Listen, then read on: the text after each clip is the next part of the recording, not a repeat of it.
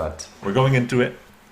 Game 1 in the best of 5 series of EAGLEMUT versus Major Dark, a round of 32 match or a round of 32 match in the ESOC Autumn 2018 tournament.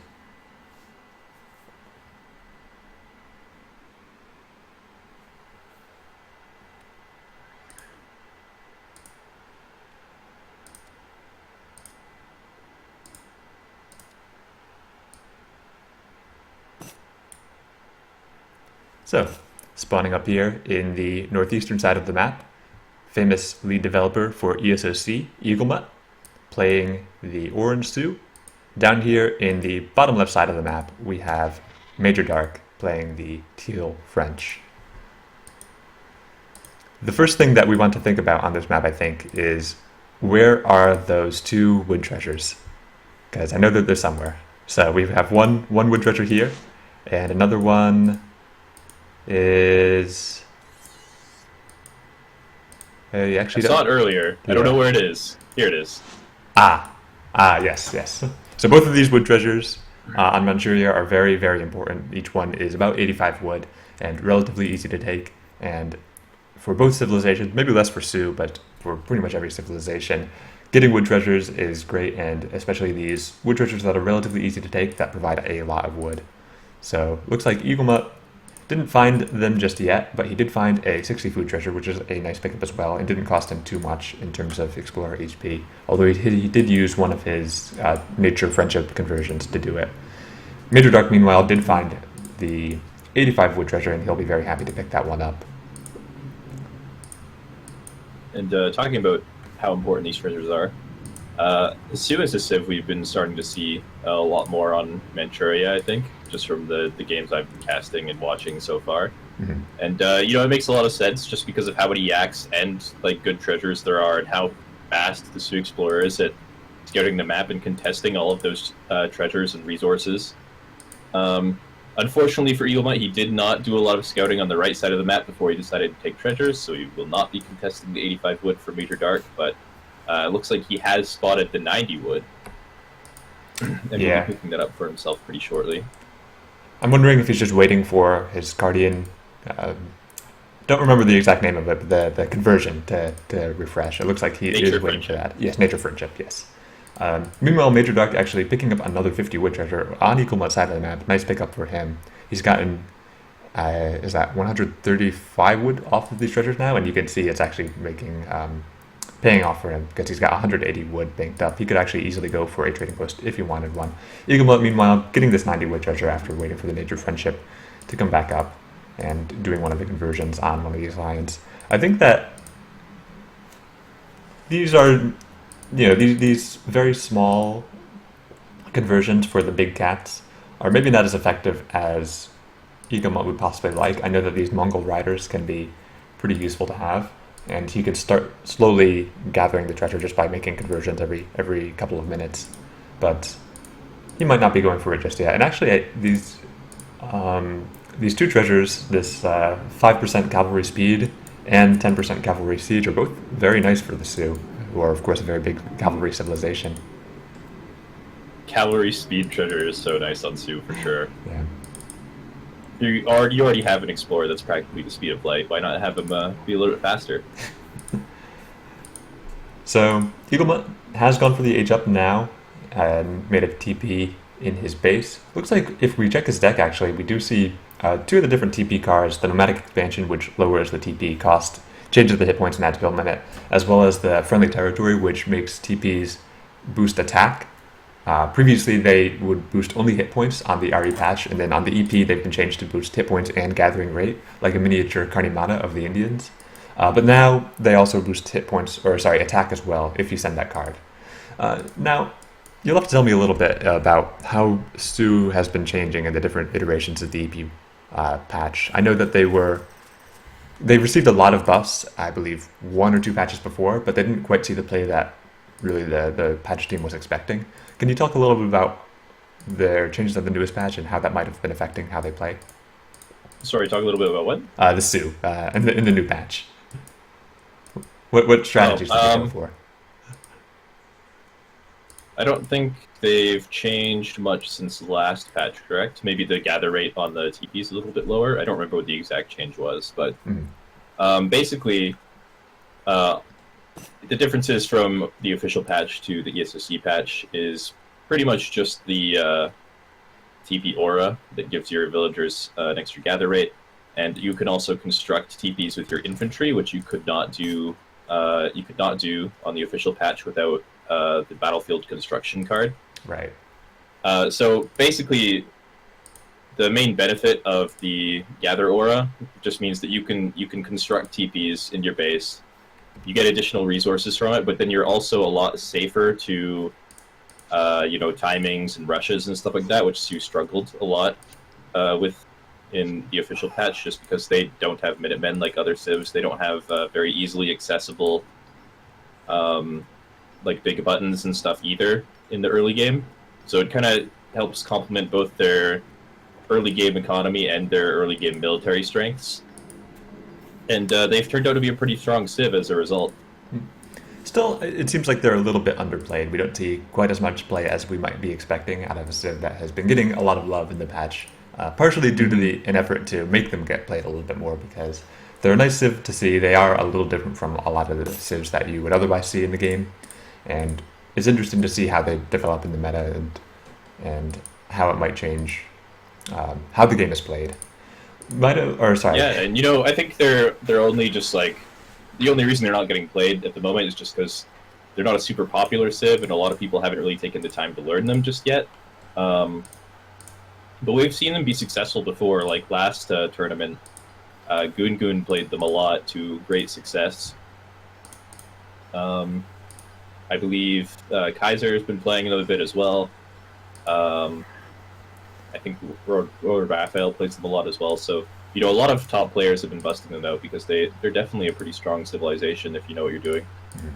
So EAGLEMUT did get, he did start with the Corel as we might expect. He made 3 bow riders to start with, and actually converted a couple of Mongol riders as well. Bow riders did get a nerf on EP because they were so strong, but they're still a decent unit. Major Dark, meanwhile, did start with musketeers and a barracks. He'll probably have a couple more musketeers in queue. Yeah, it looks like he does. EAGLEMUT, meanwhile, only has these 3 bow riders and doesn't have any additional units in queue right now.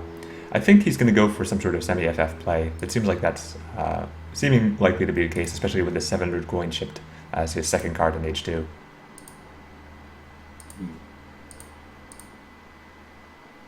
And both players also going for these 2 TPs behind each of their bases, grabbing the stagecoach upgrade, going to be boosting their early economies. And looks like we're set for a fortress game for sure.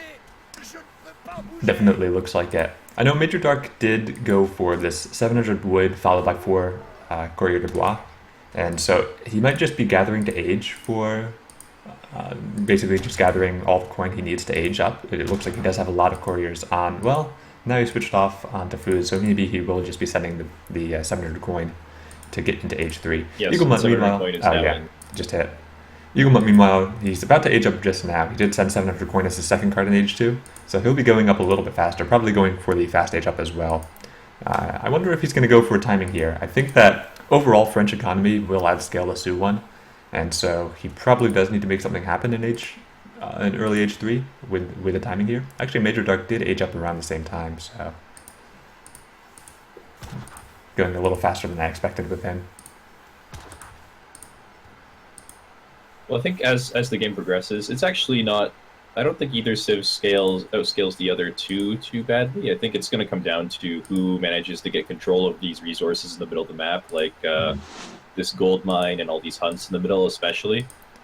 However, we do have a gold mine in the back of, sort of tucked away in the back of the base for each player as well. So we might not see any contentions over those gold mines in the middle for a very long time, but the hunts will definitely be a point of contention in the next 5 or 6 minutes or so. Yeah, it does look like for both players, after you go for that gold mine in your back and take your silver mines in your main base, you don't really have any other place to mine it except for in the middle of the map. So after that gold mine does get used up, then you do have to be a little bit careful about where you're going to actually be gathering any gold. But I think, yeah, because it is a gold mine that does go for 5,000 gold, it will take a little bit of time, and I expect that hunts will be the more pressing concern early on.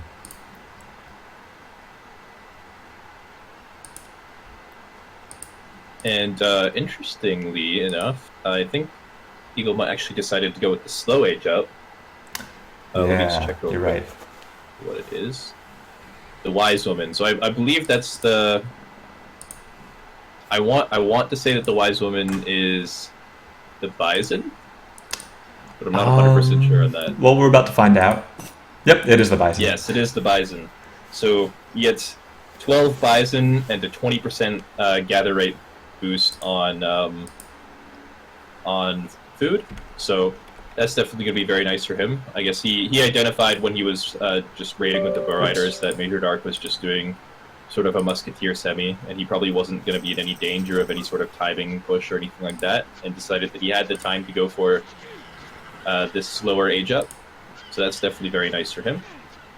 Yeah, actually, the hunts here will be very helpful. I think if he's going to, he may find himself contained in his base a little bit, and being able to have these bison available will make it. Will give him a little bit of time before he has to push out. I did note. Sorry, go ahead. Sorry, go on. Oh, I did note that EAGLEMUT just now picked up this 10 cavalry siege damage treasure. It's good to see him picking these up in H3 once he has the units to be able to do it. I would like to see him then move on to get that 5 cavalry speed upgrade as well, because those would be very nice for him. Yeah, he may choose to get that at some point. Just one thing I wanted to point out about the other nice benefit of aging with these bison is that it also just transports it directly to your TC, where you already have a bunch of TPs constructed and stuff, so you don't have to construct TPs on your resources outside of your base. You just have the resources come to you instead. And so he still gets the added benefit from the TPs on top of the gather rate bonus that he receives from the age up. So he's going to have a really, really strong economy moving into mid-fortress here. He might need it, actually, because we can see that Major Dark has been shipping a lot of unit shipments for now, right? He sent 8 skirmishers as his first card in H3, now shipping 2 falconets. Has a few musketeers as well, which he upgraded to veteran, and a few dragoons and skirmishers that he made himself. So this is a pretty scary army that's going to be coming down from Major Dark into EAGLEMUT space, and he hasn't been making a ton of units. We see a few Wakina, but not too many bow riders available. And unfortunately, he's going to have a bit of a tough time against these falconets. Actually, it looks like EAGLEMUT even chose to send friendly territory, the TP card. Yeah, that's what I did notice. I don't know if you pointed that out or not. You were cutting out for a second there. But oh, sorry. Yeah, I did notice that happening, and I was curious about what he was going to do with it. I thought he was going to go forward a little bit with these TPs, but he hasn't done that yet. He actually is making one more in the back.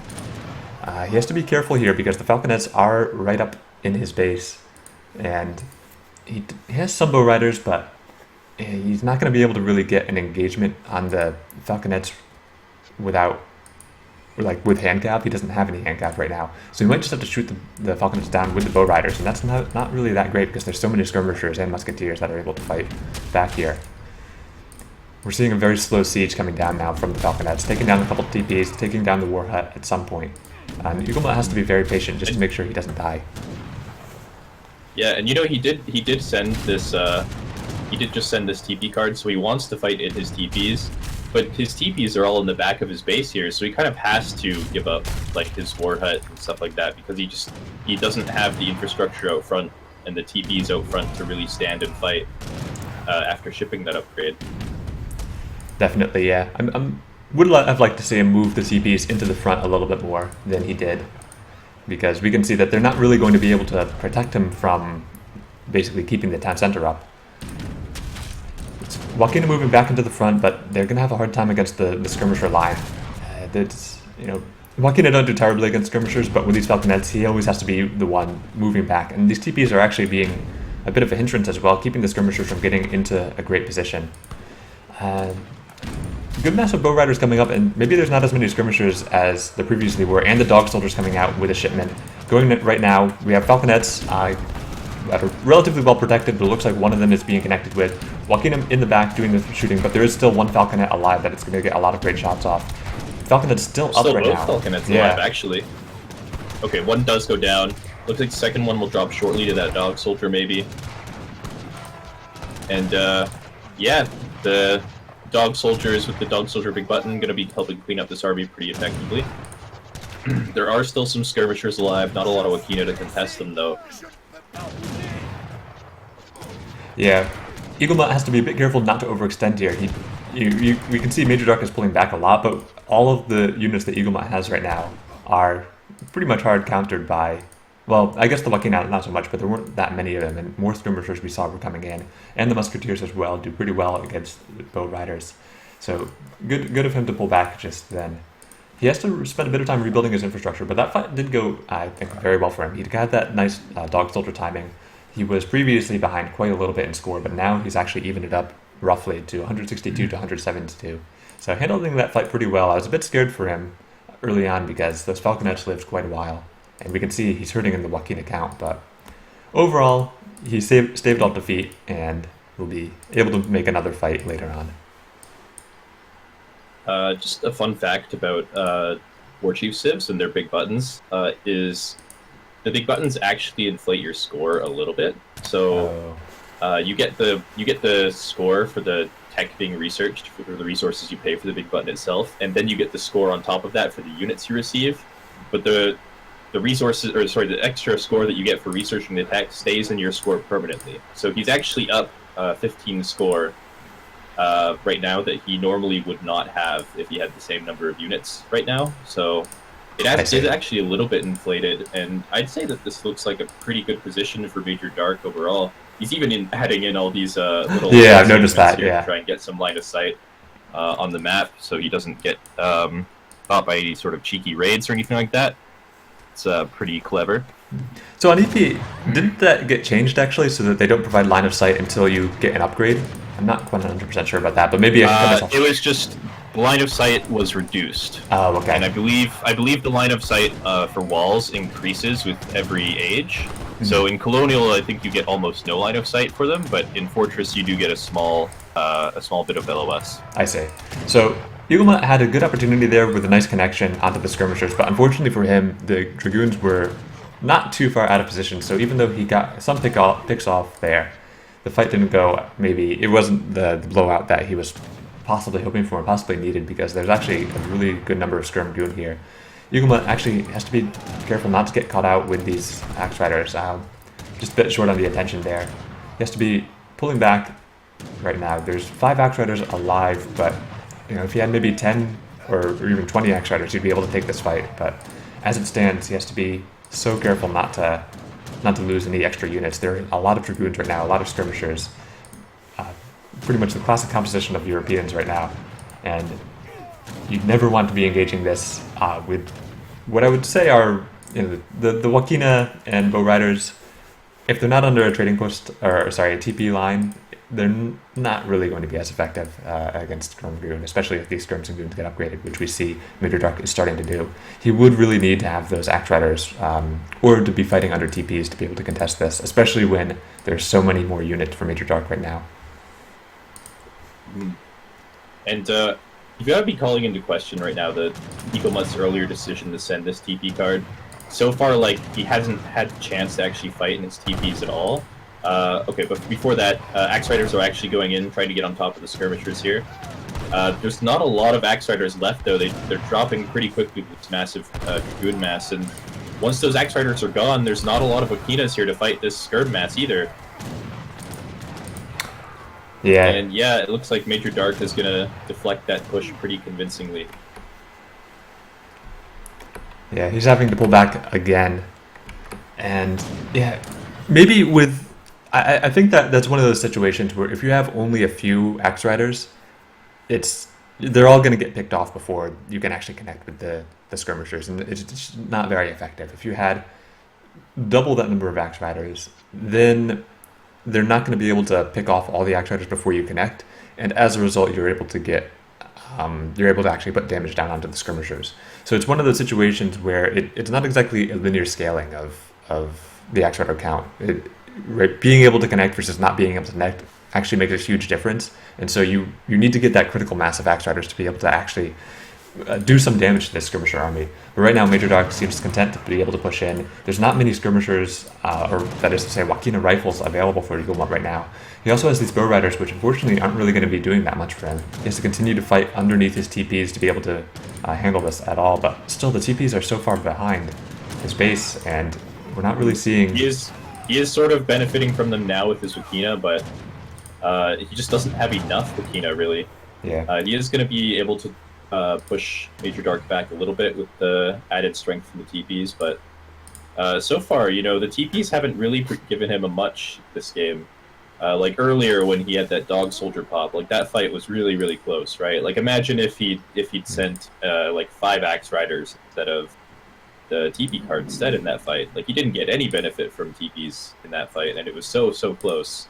Just an extra few units could have been exactly what he needed to actually win that fight and win it convincingly. And yeah, he's not making any effort to like relocate them sort of to the front side of his base either. They're not really defending a lot right now, other than his town center and maybe like his stables and war huts and stuff like that. But if Major Dark ever thinks to pressure like this gold mine or anything like that, they're definitely not going to be helping him at all. Yeah. We saw EagleMut did actually send in that second trading post, TP card. I keep saying TP and thinking trading post, and then anyway, he did send that second TP card, and so he does have even better TPs than before. He also upgraded his Wakina with that 14 Wakina shipment, so they're 20% HP better.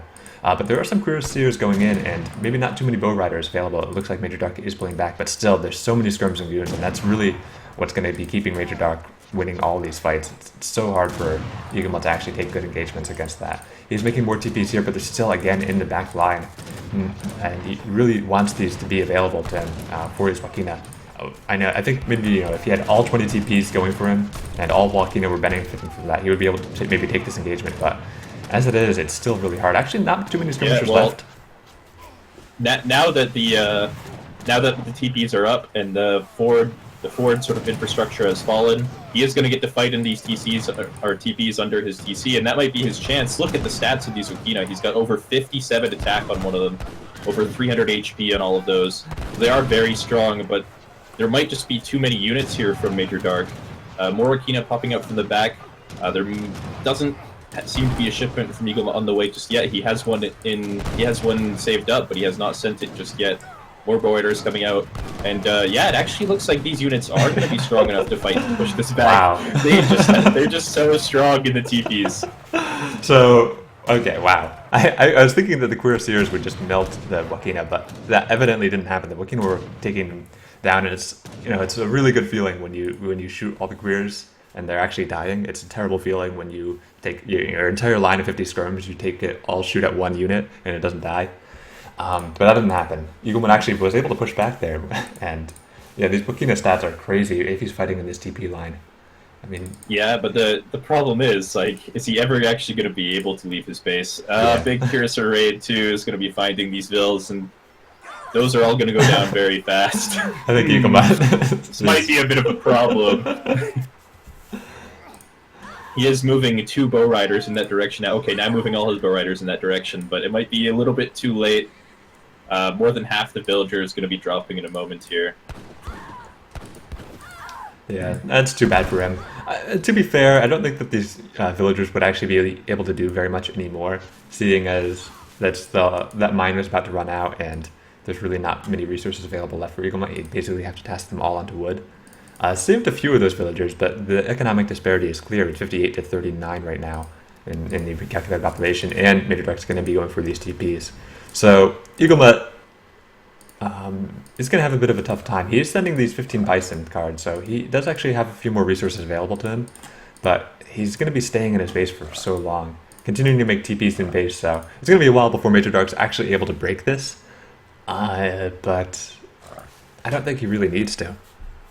Yeah, he definitely doesn't, and he's making, he's actually got an artillery foundry up now, so he's going to be making cannons, which will give him, a bit of extra distance on sieging this base here. I would like to see him even just go up to H4 at this point, really, and get the mortars, and just, mortars, I think they almost one-shot TPs, so those would definitely be very nice, but nope, free Falconets coming out instead. That's probably going to be go time for him. That'll sort of force EAGLEMUT to leave his base to try and contest the Falconets. And yeah, it's going to be pretty hard for EAGLEMUT to deal with, I think.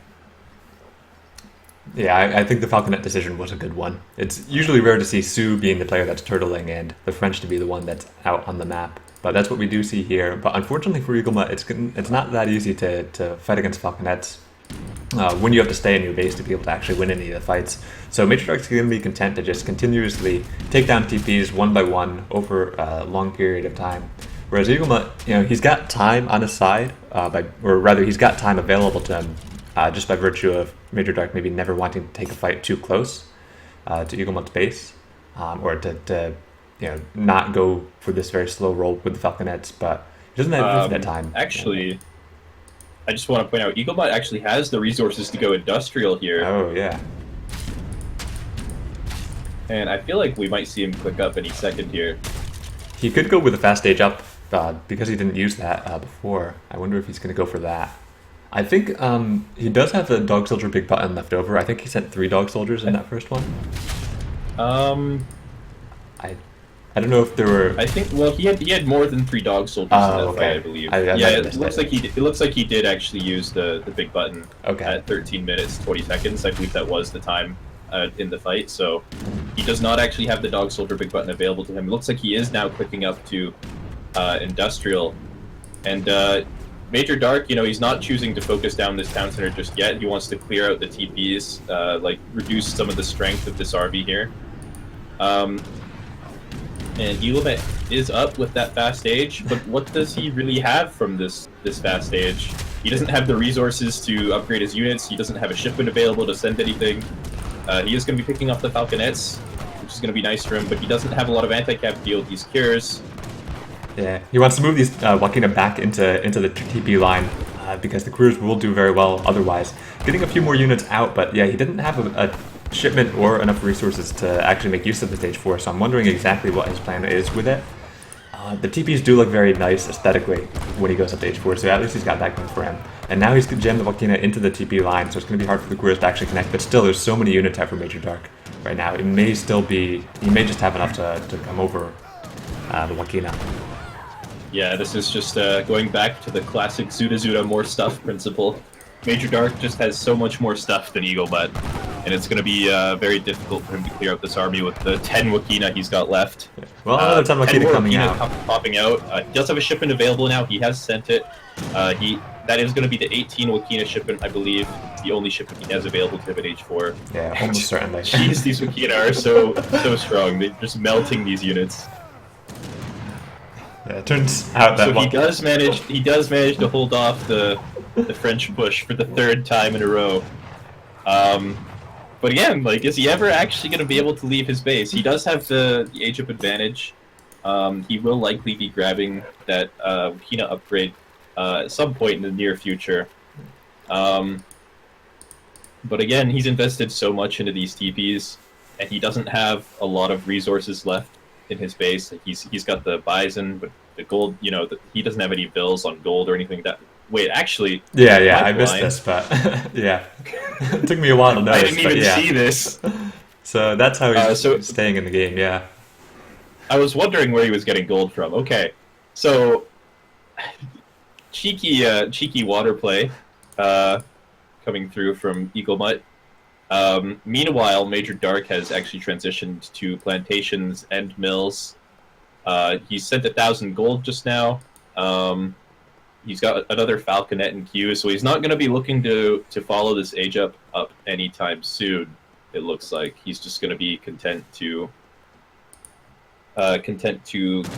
train cannons and maybe continue the siege.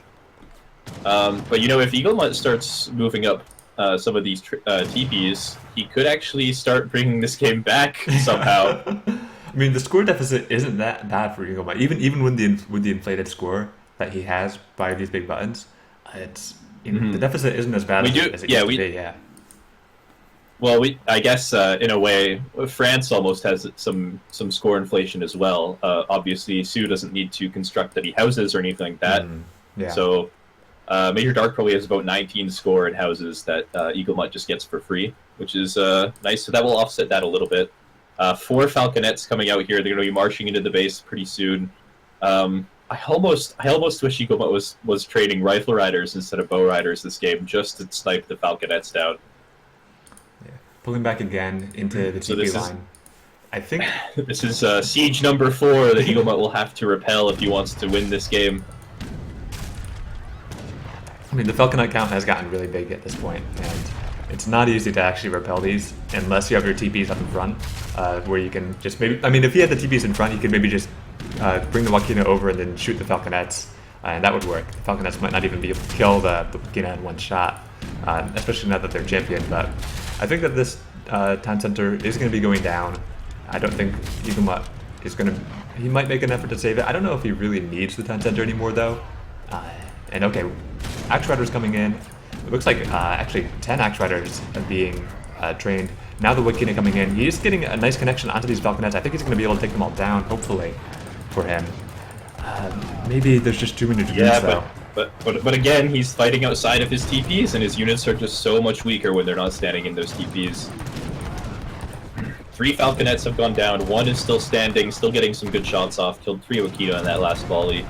And yeah, he's going to have to retreat to the TPs. Town center is being repaired. Does get cancelled, I think, by... I think the Explorer got it. Yeah, one of the Dragoons or Explorer threw torch at it there. But yeah, the Falconets are down. The Skirmisher count is down. All that's remaining are these Dragoons. And Major Dark is thinking, I might need to start changing up my game plan a little bit here. Fighting under these TPs has not been super successful for me, and as a result, it looks like he is gathering the resources to go industrial himself. And yeah, once he's industrial, his units will be quite a bit stronger. He'll have access to things like heavy cannons and factories, and you know, the very strong late-game cuirassiers will also be very nice for him. So we'll have to see if EAGLEMUT can make anything happen while Major Dark is going industrial. He's constructing another town center. So it doesn't actually look like he has any intention of leaving his base yet. It's definitely a very unorthodox style of Sioux, where you just sit in your base the entire game. But I mean, he's still alive 30 minutes into the game, so he's doing something right. Yeah, I mean, I think the decision to make a town center here, and yeah, it's motivated by trying to contest Major Dark's economy. But the problem is that once Major Dark gets into industrial, he's going to have access to mortars, he's going to have access to all the guard level units, and it's going to be harder and harder for EAGLEMUT to actually hold these fights. That being said, he has held 4 times in a row, so yeah, maybe I'm just underestimating the power of Wakina rifles underneath 20 TPs. But yeah, I'd love to see him just start creeping these TPs a little bit further forward. I know it's expensive in terms of wood, but he does have some access to wood, and he is moving these Wakina forward. Maybe he's going to start deleting these these TPs. Yeah, that would definitely be very hard for Major Dark to deal with if he did manage to get those TPs up. But nope, looks like he's going to be content just to test the waters a little bit, backing off a bit. Like maybe he sort of senses the age up is coming. You know, he didn't see any units when he pushed in. 2 falconets coming out from the Age Up politician there. Going to be getting a good volley off on these Wakina. Only 1 Wakina does go down with a bit of extra splash damage to make up for it, but yeah, the farm is going down in the back of the base for the Sioux player, so it looks like he's going to be investing his wood into getting those economic buildings up instead of advancing his TP line. Yeah, I'm just thinking that if he dropped a bunch of TPs like right around here, pushed all the couriers off the resources, he might actually be in a great position, right? Like Major Dark. But sorry, go on. Yeah, just saying, Major Dark would have to remake all these buildings, spend all his wood on that, and have to wander all his couriers away. So he would be basically cut from making units for a while, and then EAGLEMUT might be able to take over the game. To be fair to EAGLEMUT, though, he has no way of knowing that there's all these economic buildings right there. Yeah. Like, for all he knows, they could all be way back here. Yeah. So that's probably where they should be, too. I think Major Dark... he put the buildings here because that's where he was gathering at the time once the resources ran out. But I think it would have been a little bit safer just to move them, spend the extra time to move back. It's not like he was under a clock and really needed the resources available to him. So the economic advantage is still in Major Dark's favor by quite a bit, but I do want to point out that Major Dark actually doesn't have a single economic upgrade in his deck aside from factories. And neither does EagleMut, but EagleMut does have access to these whales on the water. He does have the teepees that will help buff his farms and plantations if he ever gets around to constructing plantations. So, moving into the late game here, EagleMut actually might have the advantage economically. Yeah. Which is something you don't normally see against France, but yeah, it could potentially be good for him if he does manage to catch up in villager count in the next few minutes here. Yeah, so one of the reasons that I think all the European civs tend to outscale the native civs very late in the game is because they have access to those Age 3 and Age 2 cards that do the basically economic upgrades that both for your hunts but also for your mills and plantations. And as a result, you usually see the European civ outscale later on. But in this case, I guess EagleMut or Major Dark didn't add those cards to his deck, and so EagleMut will have some sort of economic parity. He is still 40 villagers behind effectively, but yeah, I agree with you that the water is going to be effective. And Major Dark pointing out that he just noticed, and he's going to be starting to contest, but it's pretty hard to contest water this late in the game. We do see an outpost going up for him, but maybe not much more than that. And EagleMut, he's almost out of fish, and I don't know if these outposts are actually going to be close enough to deal with EagleMut gathering off the whales. So it might be a bit too late to contest water for him. Yeah, the outposts unfortunately do not use the anti-ship attack against fishing boats. They only use the regular attack, which has significantly less range. So these outposts won't be super effective against the fishing boats, but they will dissuade any ships from approaching the coast, which may allow him to put up docks in the zone, which will, of course, be very nice if he chooses to make warships and try to push EagleMut off of the water completely. Yeah, looks like EagleMut is starting to actually move his TP line out a little bit. We've got 5 TPs coming up a little bit further out of the base. And, well, they're getting sieged down now. We've got 2 heavy cannons. Yeah, 2 heavy cannons and 2 falconets. Going to be killing those 900 HP TPs very quickly. Again, still no rifle riders out for EagleMut, so he's going to be forced to just ram everything in to try and kill these cannons. Does get onto them pretty effectively, but the volleys on the Wakina hurt. Oh yeah, those are some more great dance volleys. coming in now as well.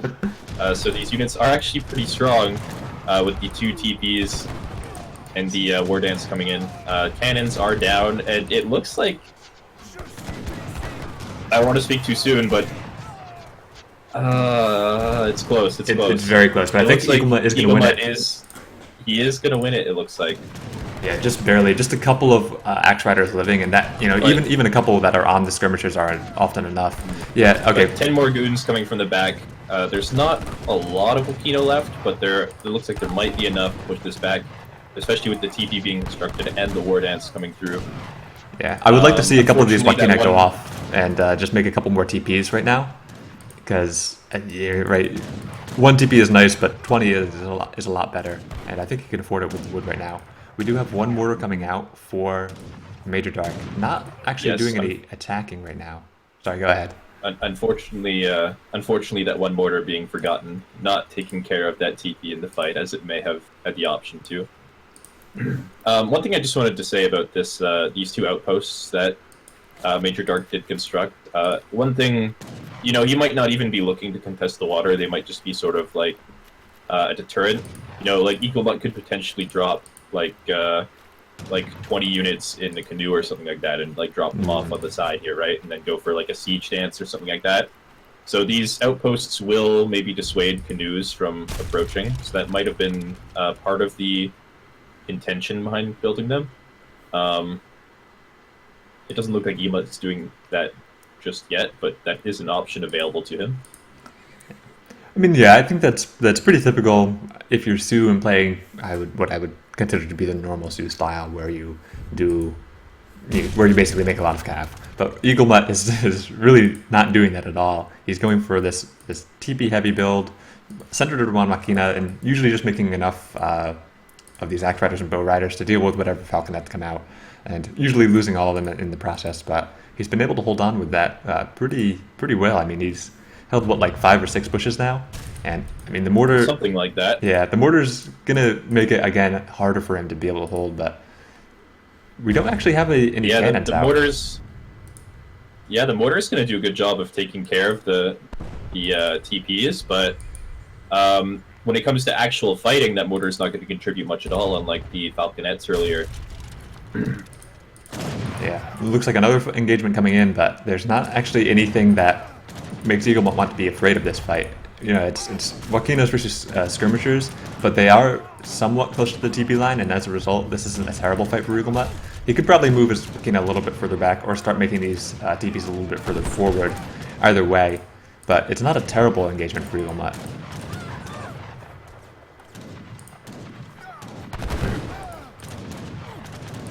Yeah, finally some factories coming out for Major Dark as well. So he will be getting ahead economically just a little bit as well. And, you know, EAGLEMUT hasn't been training villagers for the last little while, which is maybe a bit of a mistake. He doesn't have, you know, he doesn't have nearly the economy he needs to be able to continue producing units at the rate he'd like. Yeah, and I'm thinking that he might have not actually repaired that that town center ever, and now it is going to go down. Maybe not too big a deal because he does have a replacement town center, and he's not making a ton of villagers anyway. But still not a great thing to have happen to you. It actually does free up a little bit more space for Joaquina to move, so it might not be the worst thing. Axe Rider's now coming in. Didn't quite connect with the mortar, but they're still going to be in a decent position on the skirmishers. Not a huge number of dragoons either, and maybe these Joaquina are going to be able to get a little bit of a better angle. Now on the skirmishers. Yeah, but the dragoons are actually getting some good shots off on the Axe Riders here, and they're melting pretty fast. And you know, after that, he is mostly outside of his TP line, and the skirmishers, French skirmishers, are pretty strong in the Industrial Age with the Royal Guard upgrade. So it looks like this fight will be held by Major Dark here. But again, EAGLEMUT's probably not going to be able to leave his base. Just going to continue the turtle. Still not training any more villagers. I'm really struggling to see how he's ever going to get out of his base if he's not continuing to improve his economy, but we'll have to see. Doc is actually up for Major Dark now. So it looks like he will start forcing some of these fishing boats off of resources. And that might be the beginning of the end for EAGLEMUT here. Yeah, we could see EAGLEMUT probably would need to actually start contesting the water just by keeping the dock from going up, or maybe having some warships available. But he doesn't actually have the resources to do that, and I think all the wood, he also needs to be using it to construct TPs, and it's a little tricky for him. He does have a lot of gold and food banked, so he's going to be able to continue to make units. But yeah, there's a lot of queers coming out. You know, if he takes the fight in the TP line, I think he'll be okay, but he has to always be careful not to be moving out too far without good TP support. Looks like 15 queers, was it? Yeah, one batch of 15 queers came out. And yeah, actually, these are not in the TP line today. He has to move back. Fortunately for him, the skirmishers are blocking the queers a little bit from getting into a good position. Now he's into the TP line. I don't know if Major Dark's going to go for this. Looks like he is. Looks like we're going to see another miraculous hold, potentially, from the Joaquina. Yeah. War Dance coming through as well, only with 3 villagers at the moment, so it's not super effective. A big batch of units coming out as well, and in the TP line, I think this is going to be an easy hold for the Sioux player, it looks like. Yeah, maybe you should move these bow riders at the north a little bit closer down to the fight with the queers, but actually not many queers left over, and I think the Joaquina count didn't really change that much due to these queers. Lost a few cavalry maybe, but I think the Joaquina count is still going pretty strong. Yeah, Major Dark has to pull back again, and so I think we're at hold number 7 for him. I think this is starting to push one of the longer games this tournament, if not the longest game played so far this tournament, moving into the 40-minute mark. And, you know, like, this has sort of been a rinse and repeat game. Yeah. Hasn't really changed a whole lot over the last, like, 15 minutes or so. Yeah, it's a bit surprising when a player is able to be decisively behind for 30 minutes, but still manage to not lose the game. And yeah, I mean, I don't know why EAGLEMUT's not investing into his economy. He really needs to improve his economy if he wants to get like back into this game, like really back into this game.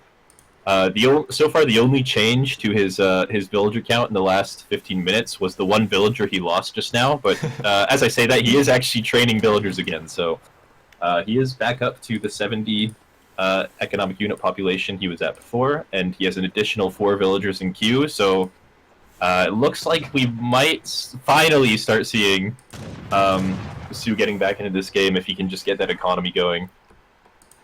Yeah, we do see another factory coming out for Major Dark, but I do want to remark that these factories are pretty far forward, right? This one factory now is right next to the coast, and then the other factory he made is also right in the middle of the map. And if EAGLEMUT's ever able to push out, that's actually going to be great for him. He's going to be able to take down these factories for pretty early on in his push out onto the map. So Major Dark really banking on never actually having EAGLEMUT go out of his base. I think, we were talking a bit before about what those outposts may have been for. Maybe he was afraid of some sort of, like, like siege dance backdoor or something like that, and so he decided to put the factory up near his army so he can actually defend it. Maybe that was the intention behind it. Maybe he's just not too concerned about EAGLEMUT ever getting out of his base. He is up almost 250 score. And yeah, it looks like another push is going to come through for the French player here. Big batch of cures. Yeah, getting out of the EAGLEMUT has to move back again. And, well, he's getting under the TP line, and there are a good number of bow riders, so he might be able to do it. But a lot of splash damage coming in for the queers. He is pulled back into the nice jammed-in place where it's hard for the queers to really path in, although they do get extra splash damage as a result. But still, I think there are a lot of queers going down. Yeah, just click on one of these bow riders. Look at how much damage they do. Oh, wow. 101 attack. Okay, that's pretty good. I didn't quite realize how substantial that was, yeah. And with a 2.3 times multiplier against cavalry, those are going to be melting those cuirassiers. Okay, I did see it go up to 163 at one point on the bow rider, and when he's got right in the best position. Yeah, it's pretty crazy. He might actually be able to get out of his base now. There is more cures coming. And there are no TPs available here, so he might not be able to push too far.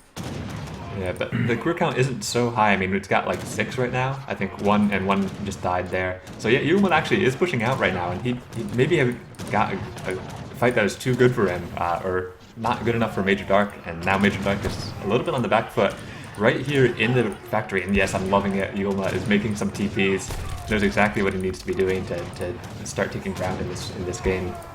Queers getting some good damage now onto the Joaquinos since they are not in the TP line, but there are not too many of them left, and still a few bow riders left over.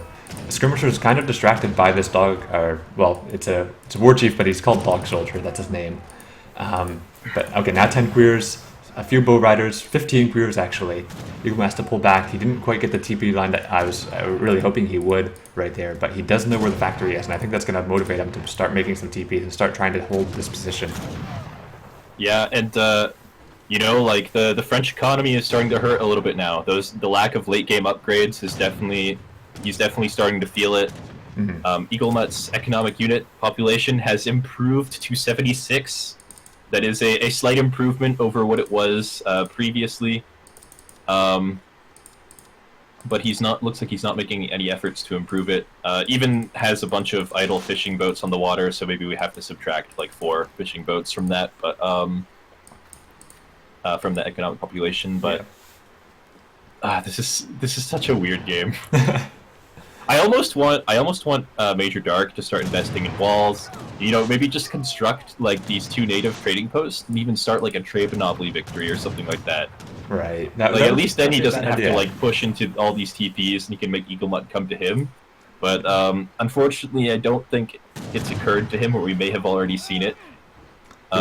Trade monopoly is one of those things that you kind of forget can happen because so few games actually go to it. Yeah, for sure.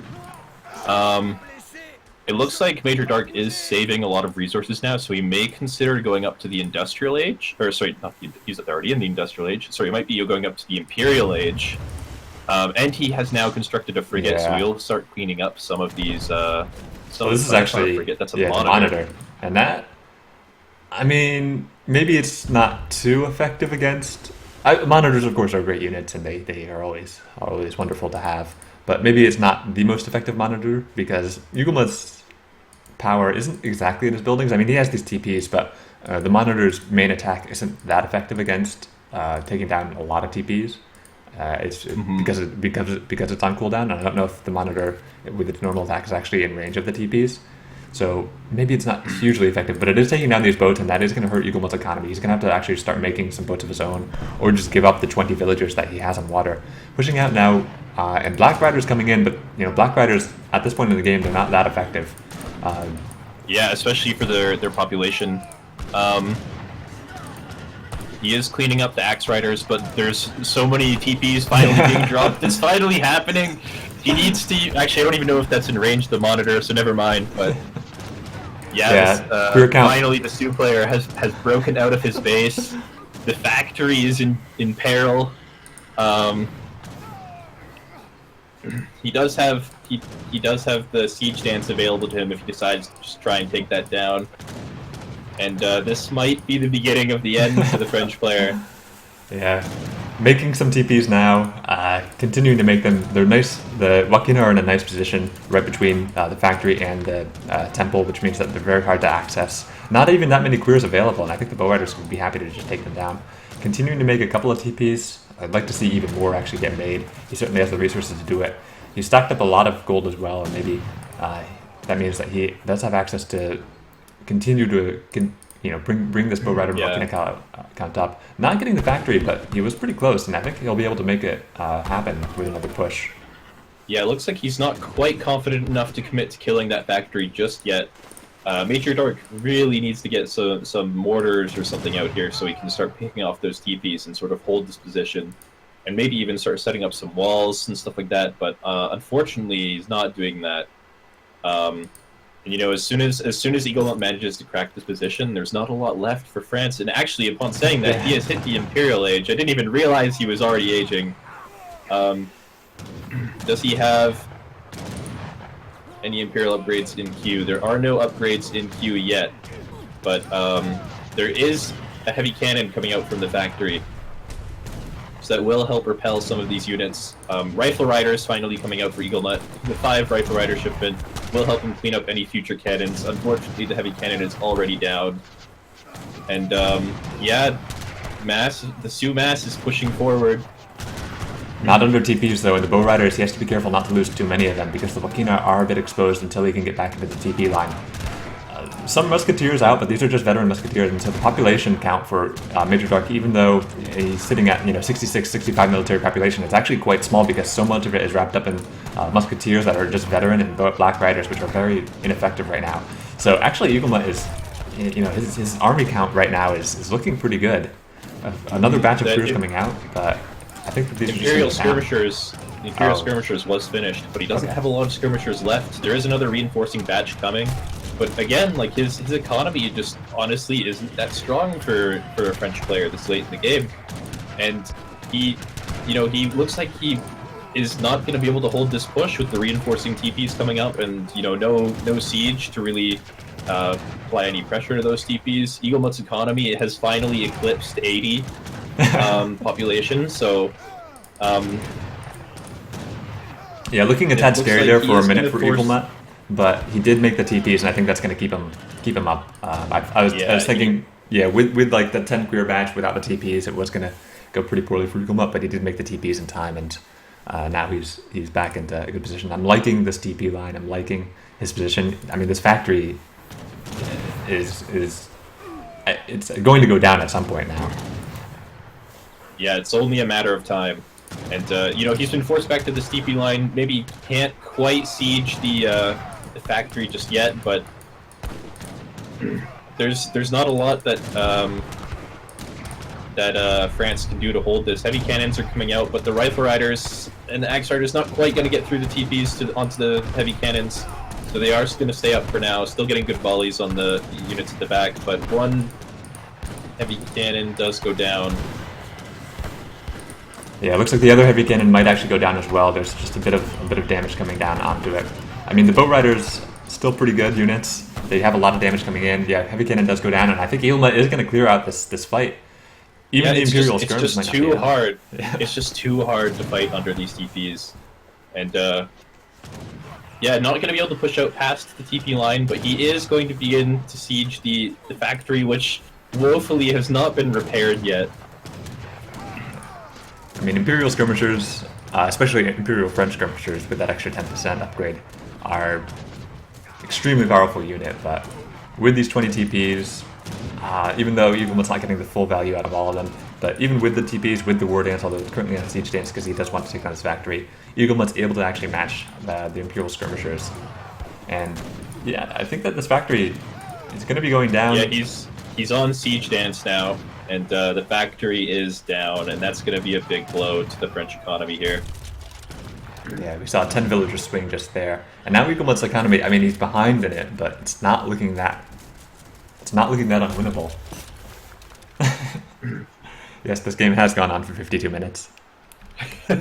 Yeah, but you know, Major Dark, he is still in the Imperial Age. EAGLEMUT's like nowhere near the Imperial Age. We do have to remember this. Yeah. Unfortunately, there is no capital yet for France, but if he does ever get around to building a capital and getting those big 50% economic upgrades, he could still have an advantage here. He does still need to get some sort of siege out so he can deal with these TPs effectively.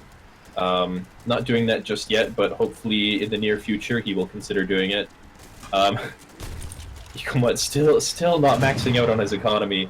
Like his population, he's never really been max population. There's no reason not to max out on his economy, but it is slowly growing over the last 20 minutes of the game. It has grown just a little bit. Yeah, and it looks like continues to grow over the next 20 minutes of this game. Who knows how long this game will last? Yeah. I saw he had a villager in queue at one point. I wonder if the villager died or he just decided he didn't want the villager in queue anymore. But looks like, yeah, he's been at 85 for a while. Not a terrible place to be in, but I think, yeah, I would like to see him just max that out a bit.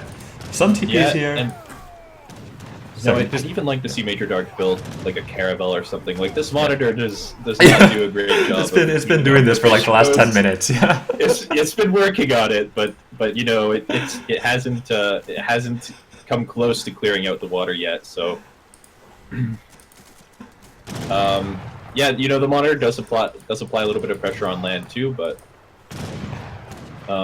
hasn't used that yet, and again, not super effective against TPs, so he really needs some other kind of warship if he wants to clean this up.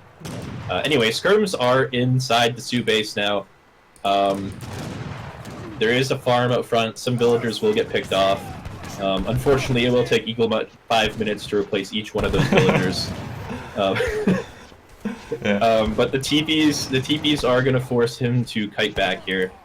And looks like we're going to return to the stalemate that we've had for the last 45 minutes of this game.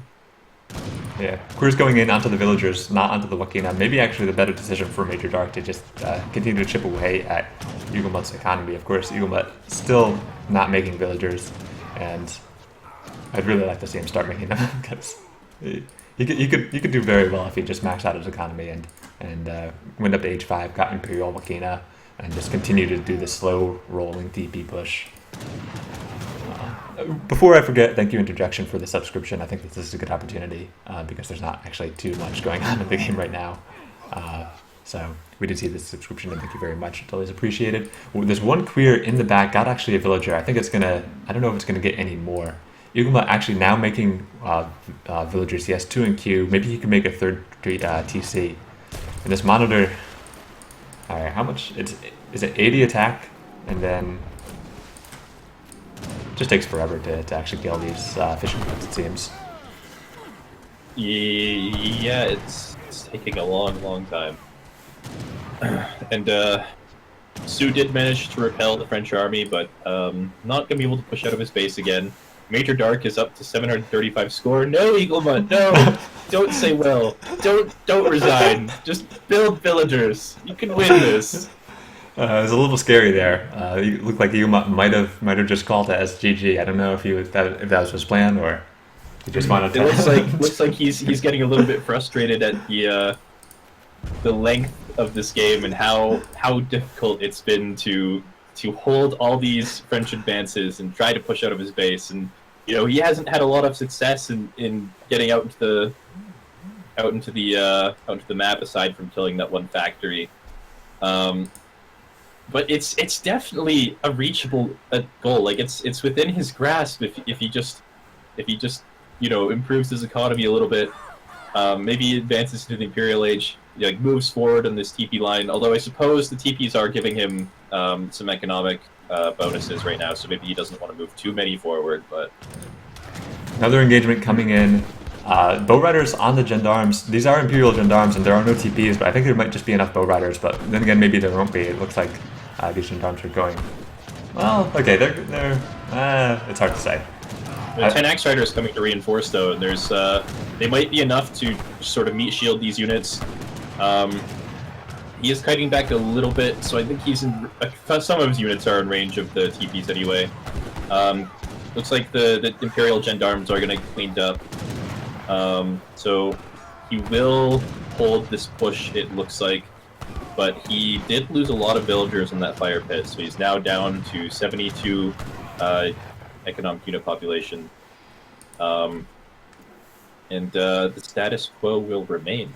Yeah, I think that fight went better for Major Dark than it did for EAGLEMUT. Even though EAGLEMUT did hold, you could see that the effect of not having TPs was instrumental. Right, EAGLEMUT lost a lot of bow riders and a lot of Okina, and to just kill gendarmes. And Major Dark's going to be able to replace these gendarmes. He lost maybe 20 in that fight, but EAGLEMUT lost a ton of his units and villagers as well. Shows that he does need to take these fights under the TP line before he can consider pushing out. He maybe needs to go to Imperial as well. I agree that might be the best decision that he can make because, well, there's another 20 gendarmes coming into his base. Yeah, there's still no Imperial economic upgrades from France, but with Sioux's economy, it looks like this might be too much to hold here. Imperial gendarmes are, of course, significantly stronger than the Industrial Age gendarmes we were seeing before, and they are going to be cleaning up the Sioux army. There's not enough TPs in this area. Villagers are going to get cleaned off of this farm, and it looks like this might be the beginning of the end for the Sioux player. He does only have 4 military buildings, so replacing this army is going to be very difficult. Meanwhile, in the back, Major Dark does have 11 cuirassiers in queue, which will be on their way to the base shortly, and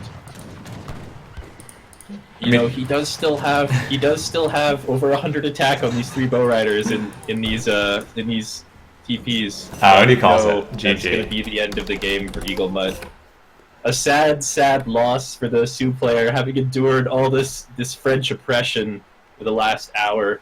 Unfortunately, not going to pull it out, but definitely a very close game, a very long game. I think this is the longest game in the tournament so far, probably. Absolutely, yeah. Very back and forth. I honestly thought EAGLEMUT had it in the bag, but unfortunately he just did not invest enough into his economy throughout the game, and as a result, he never really was able to compete with Imperial units. And yeah, I don't know. Yeah, I don't even know what to say about this game. I think EAGLEMUT definitely had a chance there. I think we saw him doing so well in the fights. If he had just been a little bit more proactive about building TPs up in front, a bit more proactive about making villagers, a bit higher in the APM in certain places, I think, and maybe didn't take some of those bad engagements. I think he had a really bad engagement up at the around minute 55 next to his second time center, and that cost him the game in some sense. Once he got out onto this last fight, his Wakina count wasn't that high. The Wakinas were a little bit out of position, and the Queers got this amazing blow, killing like 10 Wakina in a single swing across all of them. The result of that was that after that point, he really fell apart. I mean, these bow riders are a great unit once they're in the middle of 20 TPs. They have Wakina as well, but still, it's a pretty close game for what I think we were expecting from around minute 10. We were saying, okay, well, it looks like EAGLEMUT's going to be in a tough position here, and then we said that roughly every 5 minutes after that, but he continued to hold, so nice to see. Yeah, definitely seemed like the TP cards were a mistake. They forced him to remain in his base. You know, he didn't get to win that first big fight as decisively as maybe he could have if he had the additional units or the TPs affecting his units. Right. But you know, as the game progressed, like they showed their value. Like they were definitely definitely buffing the Sioux army to astronomical proportions, and as a result, he held many times, but unfortunately, just never managed to get the economy to sustain his army or reach Imperial, and also never quite managed to get his TPs out on the map and push his advantage that way. So I'm gonna goes quickly over to Major Dark. Yeah, I'm gonna quickly mute myself. I'm just gonna get something to eat really quickly. I wasn't expecting that game to last for 1 hour, and I was kind of expecting the series to go on for 1 hour. So Yeah. need to get something to eat really quick. But I'll be back. The players are going to be making their picks. It looks like Major Dark did go into Dutch, and I'll be right back. The game is hosted if you want to join it. Yeah, I'm looking for the game. Here it is. Alright, so the second map is going to be Gran Chaco. Dutch has been locked in for Major Dark, or will be locked in shortly, looks like.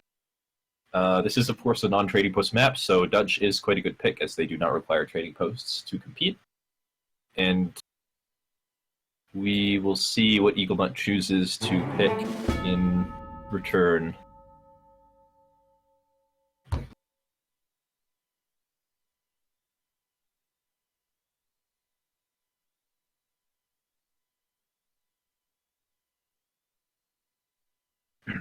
I don't know too much about EAGLEMUT's Civ pool, but I know that he likes to play India. I believe we talked about that as well before the first game. Some of you may not have been around before for that discussion, however. So India is a Civ that EAGLEMUT is very comfortable with, is also a Civ that is definitely very viable on a non-TP map, but he has selected it. So it looks like we will be seeing Dutch versus India on Gran Chaco.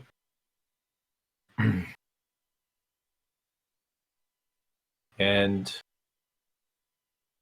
yeah, I'm just going to get a glass of water real quick, and Duck should be back shortly, and hopefully this game will begin momentarily.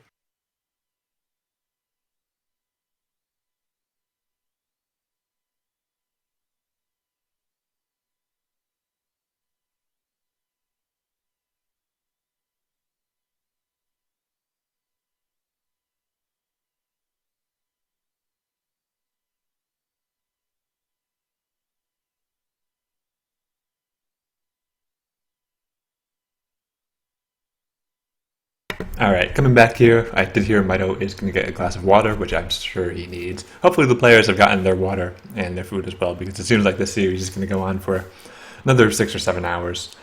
Quick shout-outs. Thank you, Lord Raphael, for your subscription. Thank you, Ed Holland, for your subscription. It's always very appreciated. A quick shout-out to Prince of Kabul in the chat for saying best way to break the game is to play like this, but a little bit better. And it seems like if EAGLEMUT was just a little bit more on point with a few different things there, I think we would have seen him do very well in that last game.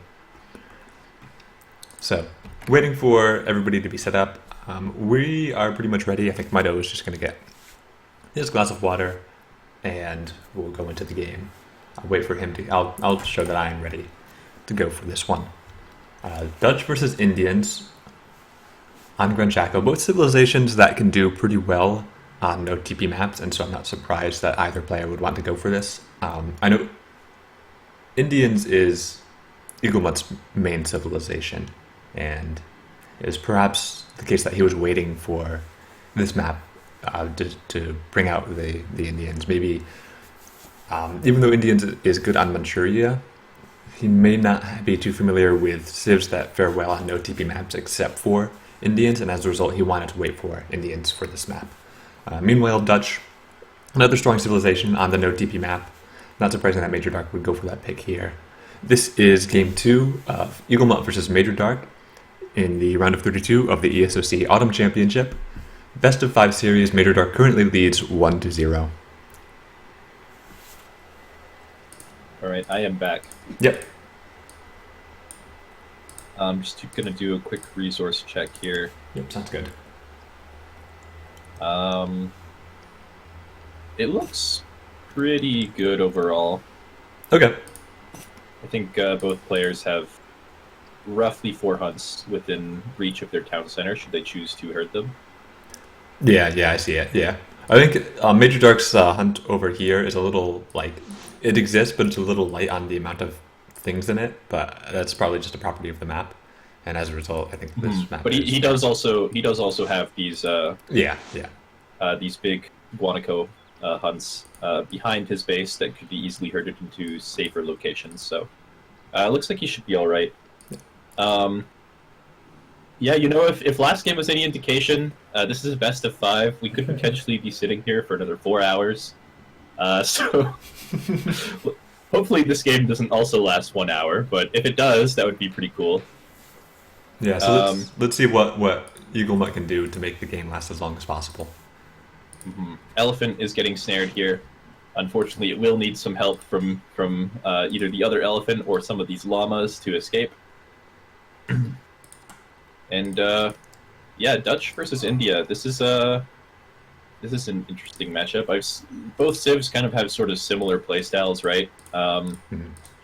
India does have the option to play aggressively, I suppose, whereas Dutch kind of does not, unless you are trying to pull out some cheese or something.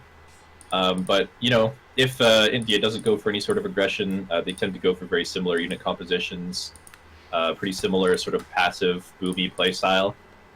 So we could be in for a long one, depending on what EagleMut does. Yeah, I mean, he isn't going for a 10-10, so we know that at least. He is going. He's not. He's not. No, he's not going for 10-10. You said. Never mind. Please ignore my yeah. Yeah. So yeah, he's chopping a lot of wood still. He's got 8 villagers on wood right now, so going for a pretty economic playstyle. And I think as a result, we could see this game go on for a bit. Getting a nice treasure pickup too, with this 105 coin off the 2 alligators, not losing any explorer HP to do it. And yeah, I'm wondering now if EagleMut is going to go for the forward aggro or not. We do see he did really well on the llamas, right? He got, I think, all 8 llamas ended up going to EagleMut, so he's feeling really nice about that. He did indeed. He could even consider building a sacred field for those at some point. Probably not going to do that, but it's definitely an option. I believe once you have 6 or 7 animals, sacred field is actually worth about the same as a TP, so it wouldn't be that bad for a 250 wood investment. I doubt he'll do that, but I figured I'd mention it anyway. No forward villagers. Yeah, okay, never mind. Here is a forward villager, so we will be seeing an aggro fort, it looks like. And probably some sort of aggressive or timing-based play. We do see just one villager going forward, and he's not going for something extremely aggressive, but it is going to be some attempt to put pressure down onto the Dutch, which I can understand. I think it makes sense. It's never a good feeling when you let Dutch make, like, say, 4 or 5 banks before you even do anything to them. And so I don't think EagleMut's too concerned about or too unhappy to play this one a little bit more aggressively than he did last game. Unfortunately, he put the wonder right next to all the hunts, and so it took a while to actually get the wonder to go up because they had to all move out of the way. But wonder getting placed at around 340, pretty late. Even for India, animals didn't help with that at all, for sure. So if he does choose to go for any sort of aggressive play, Dutch has plenty of time to adapt for it. He is going to spot a villager coming forward towards the Sagar Fort. Don't know if he actually noticed it, but he will probably notice that there is no Kardimata in the base, which will signal that there is an aggro fort somewhere on the map at least. And we'll have to see what build he chooses to go for. First bank is coming up. Looks like he's not gathering a lot of gold, so we will probably be seeing a second bank from him at the 700 wood shipment, which has become pretty much the norm for Dutch now, regardless of what's going on in the game. They usually do that same 3-bank start. Yeah, I could see the bank coming up. I could even see it coming up right now. He's got the resources for it. And getting 1 villager in queue had a little bit of idle time there, but not too bad. And probably just going to rely on... There's the second bank. Yeah. So 700 wood will be on the way. we'll have to see if he chooses to drop a Rax with that. He should know that there's an Agrifort somewhere, even if he doesn't know exactly where it is. He will still have lots of time, though, to get all of this stuff up. EagleMut is aging, looks like going to be around 5:15 or 5:20. He does spot the Agrifort now with Flantier, the the Dutch explorer. Is it Flantier or is it Flantier? I'd say Flantier, but I don't know exactly. I did notice that his previous explorer, his French explorer, was also called Flantier. So maybe that's just his thing. Maybe those guys play a lot together. Yeah. And then both of EagleMut's explorers are called Mahout Lancer, so that's cool. Yeah, it would be pretty nice if they were actually Mahout Lancers. It would be very nice. It's the placebo effect, right? Yeah. I mean, if they get a good stomp off, it can. It could be sometimes more scary. Yeah, exactly. Depending on the situation. So. All right, so Rax is up for Major Dark. Bankwagon has come out. So it's going to be 4 banks. Skirmishers are coming. Does EagleMut have? Yes, he has Sepoy in queue. And the 5 Sepoy shipment has arrived. It is 6 minutes and 10 seconds. The Sepoy are currently lazing about, but I imagine they will move on to the Dutch base shortly. He's maybe distracted by this 120 coin treasure he's gathering on the right side. And yes, here we go. Flantier taking a shot to the face and running away. Yeah. Unfortunately, maybe it was a shot to the leg, not going to be running any further. Yeah, Sepoy taking a nice little stroll by the pond with the ducks before going into the base, but there are 17, or there's actually 16 Sepoy now. They got the Explorer, which is a nice pickup. Not going to be able to really engage, though, against the 5 skirmishers, so maybe it was a little bit too late for EagleMut to make anything happen with these Sepoy. He's going to have to wait. Second batch of Sepoy coming out. Not going to be confident enough to push into skirmishers that could kite forever, though. Not without those Mahout Lancers on the right side. And foreign logging coming in for EagleMut now, so not going to be a super aggressive follow-up here. There is an envoy in the Indian base scouting for things like perhaps a market or a consulate, trying to see how all-in EagleMut is with this play. So having not seen a market, he may be anticipating some sort of SOAR shipment. We may potentially see 8 pikes following this 600 wood shortly. And consulate coming down for EagleMut the front base as well. And going to be picking up 135 coin with these Sepoys. Oh, nice pickup and for now him. Transitioning into Gurkha production to contest these skirmishers. So it looks like he will be switching into sort of a timing-based play instead of this super aggressive playstyle that maybe he had intended. Yeah, I think it's a common thing to see with India, I would say, is where you try to put some pressure down early on with Sepoys, possibly with the 5 Sepoy shipment, possibly without. And hopefully it works, but even if it doesn't, you do as much damage as you can, but then you pull back and you follow up with a consulate timing. I think that's exactly what EagleMut's going to go for here. We see he shipped the 300 export, so he's going to be picking his consulate ally at any moment now. I would say the Ottomans go for the 3 Hussars, and then maybe follow up with 4 SOAR. Although the 4 SOAR would come in a little bit late, so that might be tough to do. Mm-hmm. And he did just walk his envoy past this forward base. I don't think it was quite close enough to spot out the consulate, sadly, but he did see the Gurkha. Mm-hmm. So he knows that there's a Gurkha transition coming through. He has dropped a stable in the back of his base, which will eventually help. And this building placement is actually going to be pretty good for the skirms here. Lots of little choke points for them to abuse and building walls for them to hide behind.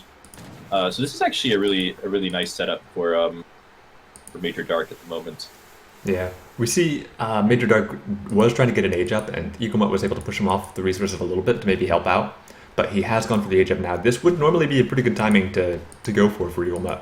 But yeah, as you were saying, there's a lot of choke points here. It's pretty hard to actually engage into this, even with 3 Hussars, but only 3 Hussars might not be enough. 4 SOARs coming in for EagleMut, but we should note that Major Dark has shipped Colonial Militia as his card after 600 wood. That can go both well in that he's going to be able to take down, or he's going to be able to do a lot of damage to these units, but he doesn't have access to those 8 pikes that he might have wanted, and it's going to be hard to deal with you know, all these cav. But he does have resources for the Minutemen, should he choose to call them. He did just drop 400 resources, so the big batch of 12 Minutemen is going to be hopping out here, ransoming the Explorer as well. And, you know, the cavalry has not gotten onto the skirmishers yet. The skirmishers keep getting good shots off on the Sepoy and Gurkha here. Cavalry is going to run straight through the TC fire and all the Minutemen. And this is going to be a pretty easy hold for Major Dark, it looks like. He might lose a few skirmishers, but other than that, this army is going to be pretty much cleaned up. Unfortunately, the Mahout Lancers not getting involved. A few of the Sepoy not wishing to join in the bloodbath, so maybe not as strong of a timing for EAGLEMUT as he would have liked. And yeah, Major Dark looks like he's going to be holding pretty steady. Unfortunately, does not have a lot of hunt in his base. He does have a hunt close to his base that's relatively safe, but it will take him a little while to get some houses up, get some more food gathered so we can start training some Reuters and skirmishers and potentially leave his base. But overall, still a very good position for him. Yeah. Minor thing I think worth noting, though, is that EAGLEMUT before this fight was down by about 6 villagers, and he got actually a lot of villager kills during that fight. And as a result, I want to see, actually, yeah, 6 villagers lost for Major Dark. So now the economic disparity favors EAGLEMUT, and that is, you know, he lost that fight, but he got the Minutemen to be called, both batches of Minutemen, actually. He got an economic lead out of it. So if he's able to hold the next time that comes out of Major Dark, he might actually be in a good position. Yeah, he could potentially be in a good spot. Looks like he is going to be staying in Colonial against this so far. I don't think there is any Karen Vinsari yet for the Indian player, so there's not going to be any Cav coming out here. Just going to be Gurkha and Sepoy, it looks like. That one volley killing off many Minutemen. Okay, I wanted to watch that, yeah. That was full pop too. Alright, so just clearing out some population with that poke there for Major Dark. Gonna be allowing him to train some additional units. The Aggro Fort, of course, showing its value. It is, of course, an army of, or a building of much strength. Yeah, gets the little bit of splash damage usually doesn't come up too much, but here evidently it was. It was exactly what he needed. It was pretty valuable against 20 Minutemen for sure. Looks like he's going to be actually bypassing the Aggro Fort with these Reuters. Going to be trying to get some pressure down on these villagers. Unfortunately, they are not near the town center, so they will need to do quite a bit of running if they wish to escape these Reuters. That will be pretty nice for Major Dark and will help close that economic gap a little bit. 2 villas going down so far. In response, however, looks like EAGLEMUT is content to let his villagers die, and in response, he will be pushing into the Dutch base here. Yeah, we can see Major Dark is pulling back now. He got a few villagers. I think EAGLEMUT hasn't researched the tech to upgrade the villager health a little bit, which would have kept them from going down so quickly, but he didn't have that yet, so he got a few villagers out of that, but he has moved into the base. Still, it's pretty Sepoy heavy in this composition, and there's still a good number of skirmishers left over. The Reuters might not be too effective. 10 Tiger Claws has come in now. Ooh. 10 Tiger Claws has come in. Unfortunately, they're not going to be joining the fight just yet. Mahout Lancer, number 1, has gone down. The second Mahout Lancer will drop shortly to these Reuters. Unfortunately, the Sepoy are just getting hammered by these skirmishers in the back of the base. They're going to be making their exit out the western side of the space, it looks like. And yeah, not a lot of opportunities to really engage onto this army for India with this building placement.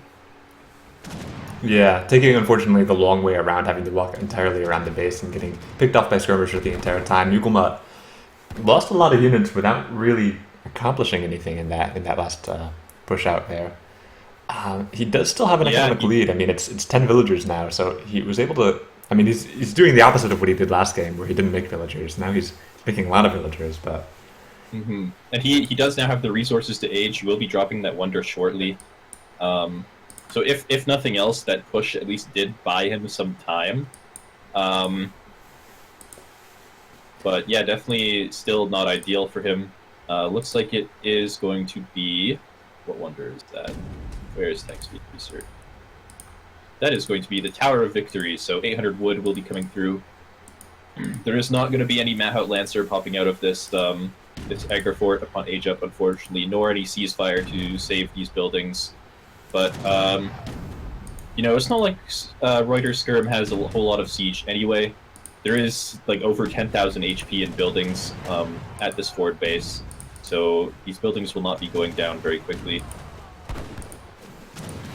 Yeah, nonetheless, I think at some point, Major Dark is going to be able to take on this forward base, and EAGLEMUT has to just pull away. Still a very heavy C-point composition out of him, and unless he gets up to the veteran C-point, unless he gets a few extra C-point to this max, he's not really going to be able to push into the skirmishers without losing too many of them to make an effective trade. Getting the age up with the Tower of Victory now, but I mean, he doesn't have any units to make use of, or really to be able to hold anything that Major Dark does. It looks like Major Dark might be sniffing out the age up. He's gonna be ignoring the forward base altogether, and just gonna be pushing into the base. Looks like he's identified where the villagers are gathering. Gonna be picking off at least a few vills with these Reuters, and skirmishers look like they will not be joining their Reuters and oppressing the weak innocent civilians. Instead, they will be retreating around the pond, going to be picking up the fleeing villagers and then returning home, maybe. Yeah, I don't think that'll even actually be needed to take down the fleeing villagers. So he's pulling back. I'm wondering if he's a bit afraid of just having a cav pop from EAGLEMUT, but it's not really available to EAGLEMUT right now. I think he might be able to send like the 2 Mahout Lancer shipment, but it's not going to be too effective against the rotor count right now. So EAGLEMUT, his main problem I think is he's down, he's down 50 units in population, and he did get the Arumi shipment, so it's going to even it up a little bit. But yeah, unfortunately for him though, Major Dark has begun mixing in some of these Hussars now, so that will help him engage on the fights a little bit better. Urumi will not be doing quite as much damage against Hussars as they will against the Reuters and Skirmishers. Looks like he will be just going to raid with a few of those for now, and setting up his economy on the right side of the map. Town center being dropped for EAGLEMUT, looks like. So it looks like he's going to be playing this slowly, not going to be looking to press into any sort of fight anytime soon. Yeah, I think the decision to make a town center is smart, because that's actually where EAGLEMUT is going to have to go on to resources next. He only has a little bit of gold left in this mine up at the top, and he's on this mine at the right side, which is available to him, but all those villagers are either going to have to run away a lot to get over onto this left side of the map, or the southern side of the map. And so just putting this town center to gain access to this mine is nice. But yeah, Major Dark continuing what he does. These wall segments. Yeah, it was a smart decision last game. Definitely giving him a lot of vision. Yeah. For very little cost. And especially when you're ahead like this, it's a good way to figure out what your opponent's up to. And they're not easy or worthwhile to siege either, so if EAGLEMUT did want to clear out some of that vision, he would have to commit a lot of time and units to sieging those down, which I don't think he will want to be doing, so that will be giving him a lot of information about EAGLEMUT's villagers and any potential raids that might be coming through on the right side. Reuters are going to be pushing these villagers off of resources, while the Bill also decides to backherd the hunts away from EAGLEMUT as a, very gentlemanly play right here. And yeah, I mean, it looks like EAGLEMUT might be going for a push on the left side of the base to respond to this pressure, but there's not really anything for him to kill on the left side of this base either. Could maybe siege down a bank or something before Major Dark has time to respond, but that's not going to be too painful, as that can be rebuilt pretty easily. And yeah, he's now Major Dark is now in the economic advantage, going to be sieging down this town center. Nope, going to be retreating as he sees the units walk into line of sight. Okay, yeah, I think he could actually just go for the town center and it wouldn't be too bad. EAGLEMUT probably going to be able to take down a bank if he wants to, and that might be the only thing he can really get. And he's going to continue to push in. He's looking like he's going for the town center now, and he might be able to get that, but I don't know if Major Dark really cares that much. The military unit population difference is just so high for EAGLEMUT right now. Yeah, huge Hussar And count. he's got a big mass of Hussars at the moment, and he's going to get the town center, but is he going to be able to win the fight after the town center is down? Looks like he's going to be surrounded. The Reuters on one side, Skirms on the other. Hussars is going to be coming in and snaring on the western flank as well, and there's nowhere for this army to run. And nothing to really contest the skirmishers. And inspiration does come out.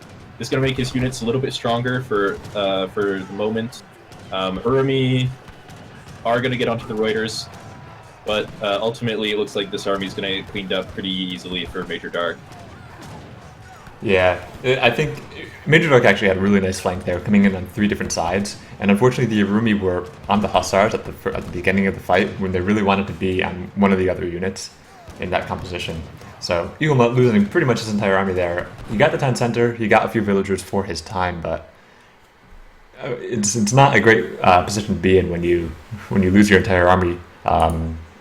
And even if you do have a slight economic lead, even if you do have the town center that you took down, yeah, there's the potential to just have Major Dark walk into his base and kill EAGLEMUT.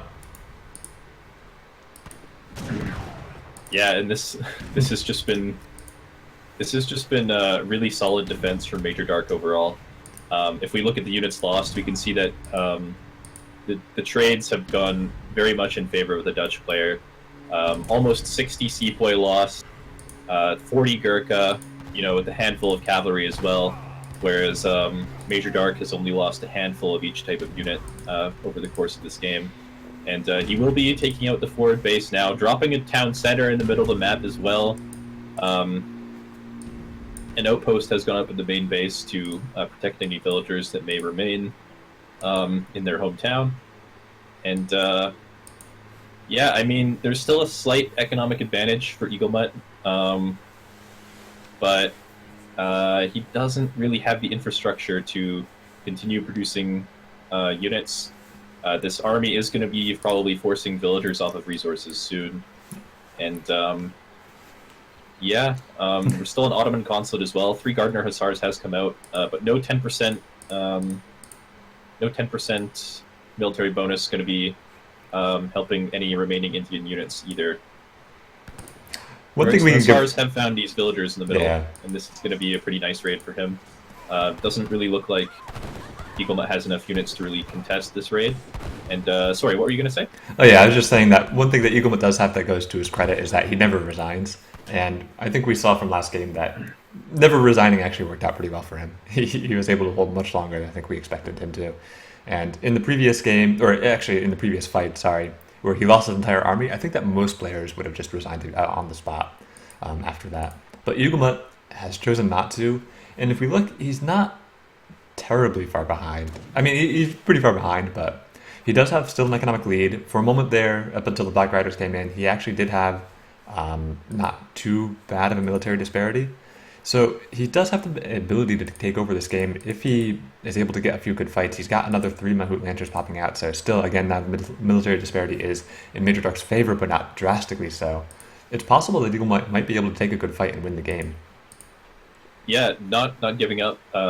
Definitely capable of holding on. Question is, will he manage to get the engagement? The Mahout Lancers are going to go in now.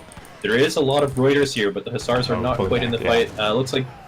Looks like there's just too much stuff. EAGLEMUT's going to be forced to retreat. Hussars are going to catch the Gurkha as they're retreating, though, and the Lancers are going to go in. Unfortunately, a few of them are going to get picked off before they reach the skirmishers, but they now are onto the skirmishers. Yeah, Major Dark doing a nice spreading out of the skirmishers, and so one block of them did die, but the rest of them are alive now. And yeah, the Mahout Lancers getting some good hits off, but not enough against the number of Reuters. They're all dead now. Still some Howdas available left, and that's keeping, I guess, EAGLEMUT from losing all of his skirmishers or his Gurkha. But yeah, the unit count for Major Dark now is getting pretty out of hand. Getting Minutemen as well from the town center. I don't think that they actually contributed too much to the fight, but they are. I mean, at this point, they're going to. Yeah, exactly. It makes it a little hard now for EagleMut to actually be able to. I mean, even without the Minutemen in this fight, EagleMut would be losing it. But with the Minutemen, it makes it a little tricky because EagleMut wants to be able to keep hitting these Minutemen, but he has to be very focused on like trying to hit each one so that they don't add DPS. EagleMut does call it though. Looks like we're gonna go on to game 3, although Major Dark does lead now 2-0. Yeah, pretty solid performance from Major Dark so far. He's been doing a good job of punishing EagleMut's plans in both these games. And yeah, we're moving into the third and possibly the final game. What is the map going to be? I believe it's Hudson Bay, is that correct? I think you're right, but I don't yes, exactly it will be Hudson Bay. And EagleMut, unfortunately, does have to pick first now. Yeah. So, on top of being up 2-0, Major Dark now does get the counter pick as well. So, this is going to be a difficult one for EagleMut to come back from. I think if we saw in that previous game, we didn't see EagleMut play too badly, but there were a lot of situations where he moved into Dutch's base and tried to make something happen and then just ended up making really nothing happen. And he lost so many units during that process that the game never really felt like it was going in his favor. And he had a few opportunities to come back, it seemed, but I think the choice of engagements there never quite ended up going in his way. But he does have a chance to come back. He does lead, or he is at a 2-0 deficit, but I think he's, especially in the first game, made it seem pretty close. I think that there's an opportunity for him to come back here. The only thing that does go against him, though, of course, is that he does have to pick first in this next game.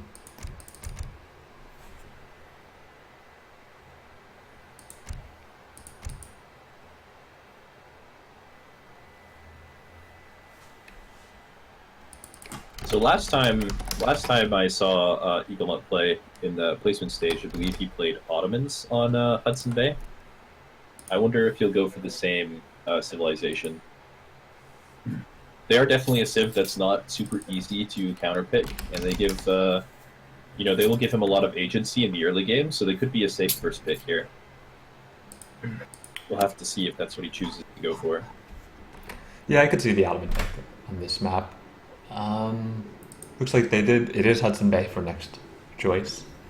EagleMut will be making a selection at any moment now. Does actually go for the Ottomans. Nice call there. And let's see what Major Dark goes with the response.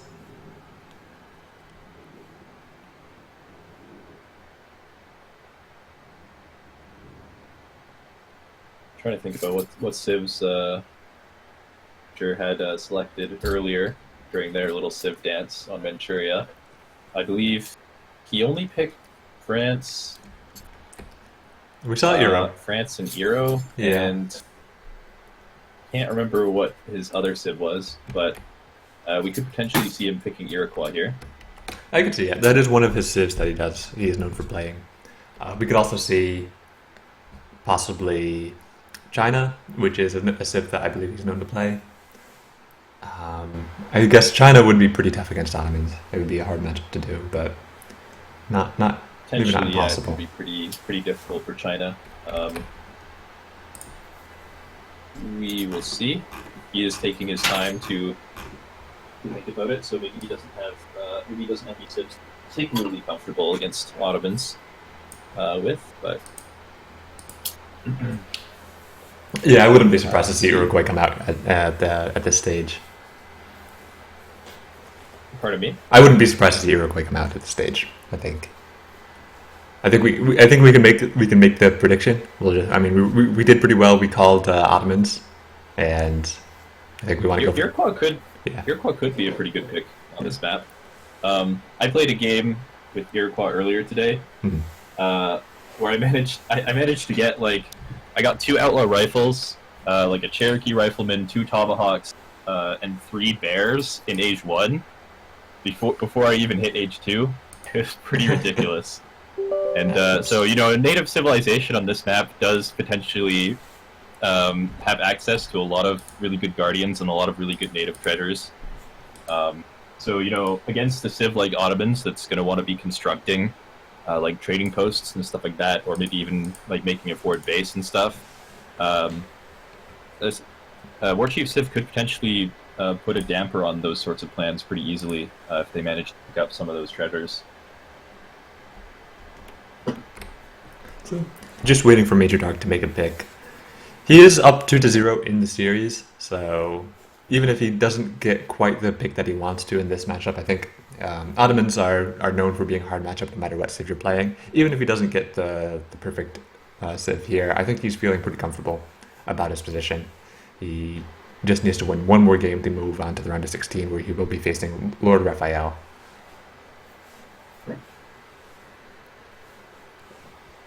I need EAGLEMUT to come back with a 3-0 reverse sweep. Oh, did you? All my points. Okay, not all. I only bet a few points on this match, but I bet on EAGLEMUT winning 3-2. So. Oh, okay. Yeah. Sorry. It's still within reach. Yeah. But it's looking like Major Dark is on form today. So. Yeah. I may be losing those points, unfortunately.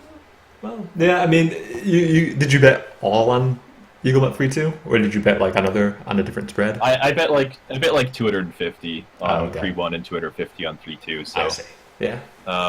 Not a big deal if I lose it, since I already have 7,000 points. But nice. It would still be nice if he would come back for me and win 3-0, so I could get into that #1 position in the betting. Yeah. What place are you in right now? I think I'm in second. Oh, nice. So, yeah, 7,000 points. I want to say a good number. Yeah. I probably would have, had I gone into this, I probably would have gone on a 3-2 Major Dark or 3-1 Major Dark.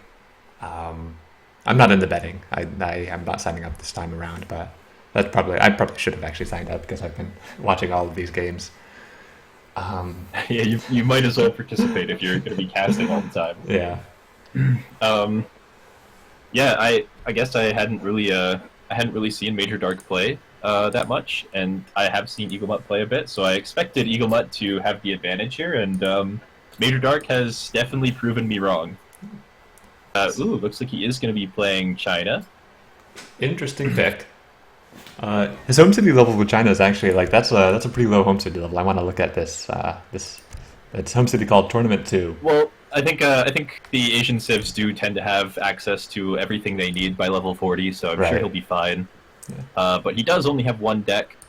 It does have is pretty much the exact same as mine, except that he has 14 Juko or 14 Quang Pikemen, and I do not. And I also do not have the H1 Boxer Rebellion card. But Boxer Rebellion could actually be a pretty handy card against Otto here. And as we were saying, that he actually switches to the Otto Mirror, so forget everything we were talking about with China. So does your deck also have the Mandarin Duck Squad? It does. Oh, really? Okay. I do have the duolckrad squad.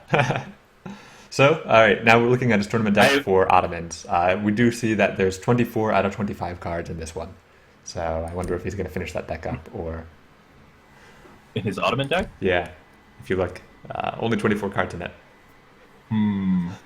And his Explorer name, I guess, this time is not just Fluntier, but B-Winner A Fluntier. So B-Winner and Fluntier is his Explorer choice for this one.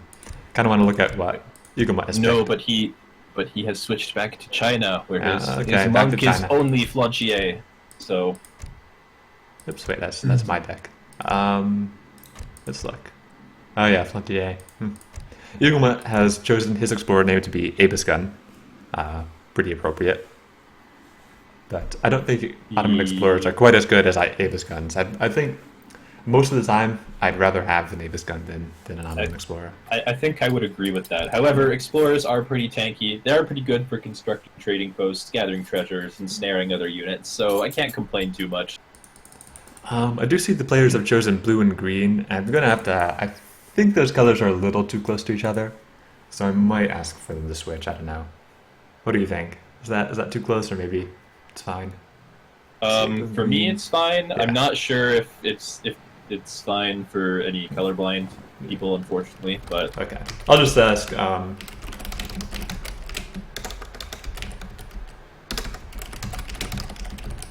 Maybe I should stop playing teal in my tournament games.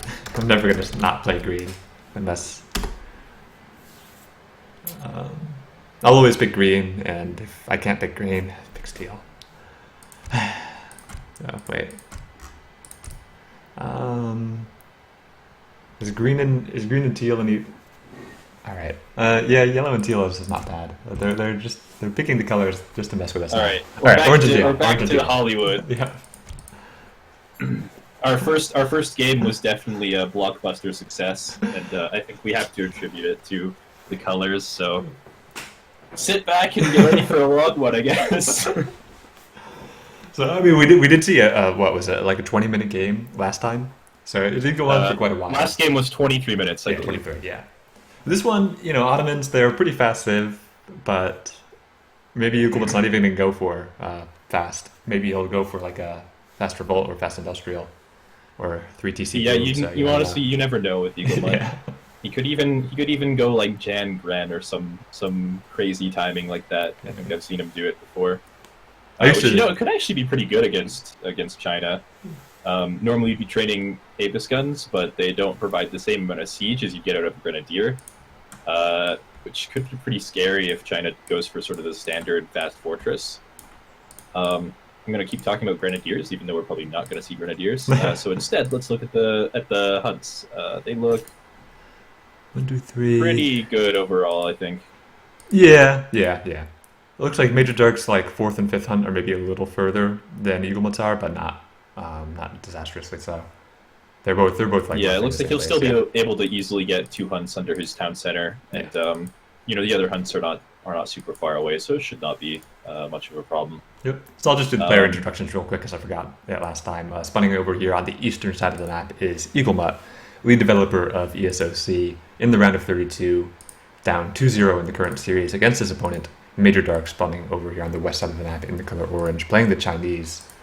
Looking pretty good right now in this series, and bringing EAGLEMUT to match point. And Mosk has come through for EAGLEMUT, and he has also opted to leave a few resources on each of those crates there, so it looks like he will be going for Silk Road as his first shipment. And I wonder if he can get anything else off of those crates. He might be able to grab a second trading post, but he won't be able to get a house if he chooses to go for that. We'll have to see. I think last time we saw him play, he did Silk Road and then shipped 3 villagers.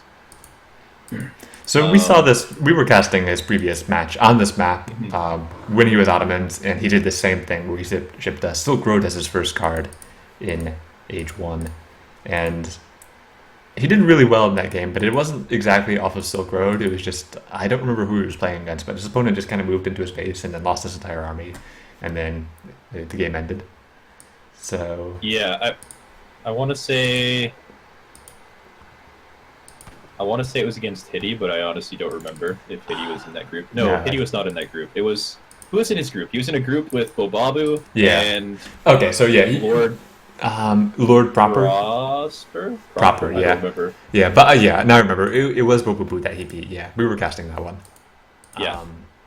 So yeah, we didn't quite see the strategy that EAGLEMUT was going to go for in that game because that ended a little bit early. But now I think we might actually see it. I think it'll be pretty exciting to see too. And he is advancing to the colonial age now, very early as typical for the Ottomans. Meanwhile, China's been doing pretty normal stuff overall. Has started the TP in a village, which is of course one of the options they may go for. Looks like EAGLEMUT is unfortunately going to lose that Explorer, possibly even the treasure as well. So he might not be able to get down a trading post if he chooses to go for that, but it doesn't look like he's gathering any other resources other than food or sending any forward villagers out, so he might not be intending to grab a second trading post at all anyway. Oh, you might see the same sort of style build that we saw from him last time, where he went for this sort of fast fortress. However, he's not gathering any gold either, which he will need to age up, and he is aging with the quartermaster, so not going to be getting any gold from like the governor age up to help him with that. So yeah, I'm not really certain what he's intending to do here. One thing that I liked that EAGLEMUT did, very small, is that he didn't actually make a house in Age 1 because he wasn't sending that 3 villager card. And so he realized that he didn't actually need it because Ottomans don't get up to 10 villagers until they're in transition to colonial if they don't ship that 3 villager card. Nice little trick that EAGLEMUT did, saving him a few villager seconds to age him up a little bit faster than normal.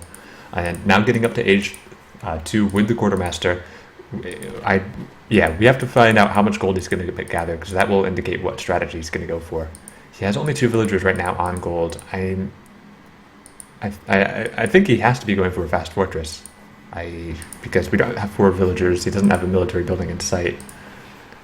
Yeah, it seems only reasonable to assume that he will be going for some sort of fast fortress. Major Dark is scouting the base, so he may be aware that something is up. He did only see 2 villagers in that gold mine. He has not scouted a forward base yet. But again, the problem is when you're scouting Ottomans, you never really know what you're looking at. He did see the mosque, maybe, which could be telling. But in general, when you scout Ottomans, you're like, okay, he's gathering food and gold. He could be making 1 of 3 units, or he could be aging. And if you don't see that first shipment, colonial, then it's kind of unclear sometimes what they could be going for. Yeah, it seems that when you see 2 villagers on mines, I think that's a strong indication of either a fast fortress or like just normal janissaries, but not too heavy on the janissaries. And like maybe using trading posts to support gen production, or maybe even crates. So as a result, I think Major Dark doesn't quite know what EAGLEMUT's going to be doing just yet. And stable and stable and an artillery foundry going to be coming down for EAGLEMUT. Meanwhile, on the western side of the map, it looks like 700 coin has just arrived for Major Dark. He will also be advancing to the Fortress Age. And we'll have to see how this turns out for Ottomans, because I feel like, in general, China probably has the stronger fast fortress. But I want to say that it's possible that EAGLEMUT will go for like a fast industrial or revolution or something like that, but the artillery foundry is making me second guess any sort of plan for the industrial age. So yeah, we don't see too many industrial cards for EAGLEMUT. He only has the 2 great bombards, which is a pretty typical shipment anyway. That as well. It looks like he might just be going for some sort of either Apis gun heavy composition or maybe even cannon heavy composition, but there's not going to be any janissaries in this composition. So the Apis gun Apis gun plus stable kind of makes me think he's going for like the Ottoman version of Skirm Goon, or Apis gun and cavalry archer, which I've never actually seen that get used in, I don't think ever, right? Like not even in like a troll game. So I'm curious to know how it works out for him. Well, Apis guns do actually, upon researching veteran, they do get, I believe, 1 additional range or 2 additional range. Yeah. At least on ESOC patch, so they will have as much range as a skirmisher, which tends to be one of their disadvantages, at least on RE patch. Yeah, I don't know. I haven't seen Apis gun cavalry archer a whole lot, but when I have seen it, it hasn't been super successful. I'll have to see if this turns out to be different. That's what I'm thinking. It seems like it would be opening EAGLEMUT up to just getting China calved for the entire game. Cavalry archers, they're not that great at kiting, and that's their main issue. And as a result, it can be a little tough when you're playing against Chinese cav, which are these units that can do really well when they're in range. Once they close the distance, they're so effective, even against other ranged cav. And if you don't have the opportunity to kite, then it can be a struggle. Looks like EAGLEMUT has aged with 500 wood, thanks to Silk Road, and the warship. Just going to be making sure that there's no fishing boats out for Major Dark or anything like that. And we'll be dropping a town center and a trading post now that he's revived his explorer. So going to be playing this pretty slowly. In contrast to usual Ottoman style. Meanwhile, on the other side of the map, Major Dark actually opted to age the Confucian Academy instead of the more popular Porcelain Tower, which kind of makes sense against Ottomans. He wasn't really quite able to identify for sure what Otto was doing, and he's probably gonna have a stronger economy than Ottoman anyway, just by virtue of not being Ottoman. Yeah. So regardless of sacrificing the eco he'll get from the Porcelain Tower, he'll still be in a pretty good spot, and he gets some extra skirmishers to apply some early pressure or defend early pressure himself. And yeah, now that he's sent 11 Peng Daos, he hasn't seen any units from Ottomans yet. He will be pushing out across the map. So, EAGLEMUT did go for some interesting choices of tech. He actually researched 2 of the mosque villager speed upgrades from the mosque, and is going for that second town center, which is an indication that he's going to go for like some sort of economic play. He didn't have to cancel that town center now because there's a lot of Chinese units coming down on him, and unfortunately there are some Chinese cav, and I mean 5 cavalry archers might not actually be enough before the cav get in range to clean out the falconets. He's going to have to make a block here. Okay, actually, Major Dark is pulling back, but there's another 5 meteor hammers, and there's a potential to just have the falconets die to just some random meteor hammer swings. They're very nice at being able to fight from range because they have like that small amount of range to them, and it can be very easy to lose your falconets. 5 Avis guns coming out with a veteran tech as well, but I would actually like to see a few more cavalry archers before I would want to push out as EAGLEMUT.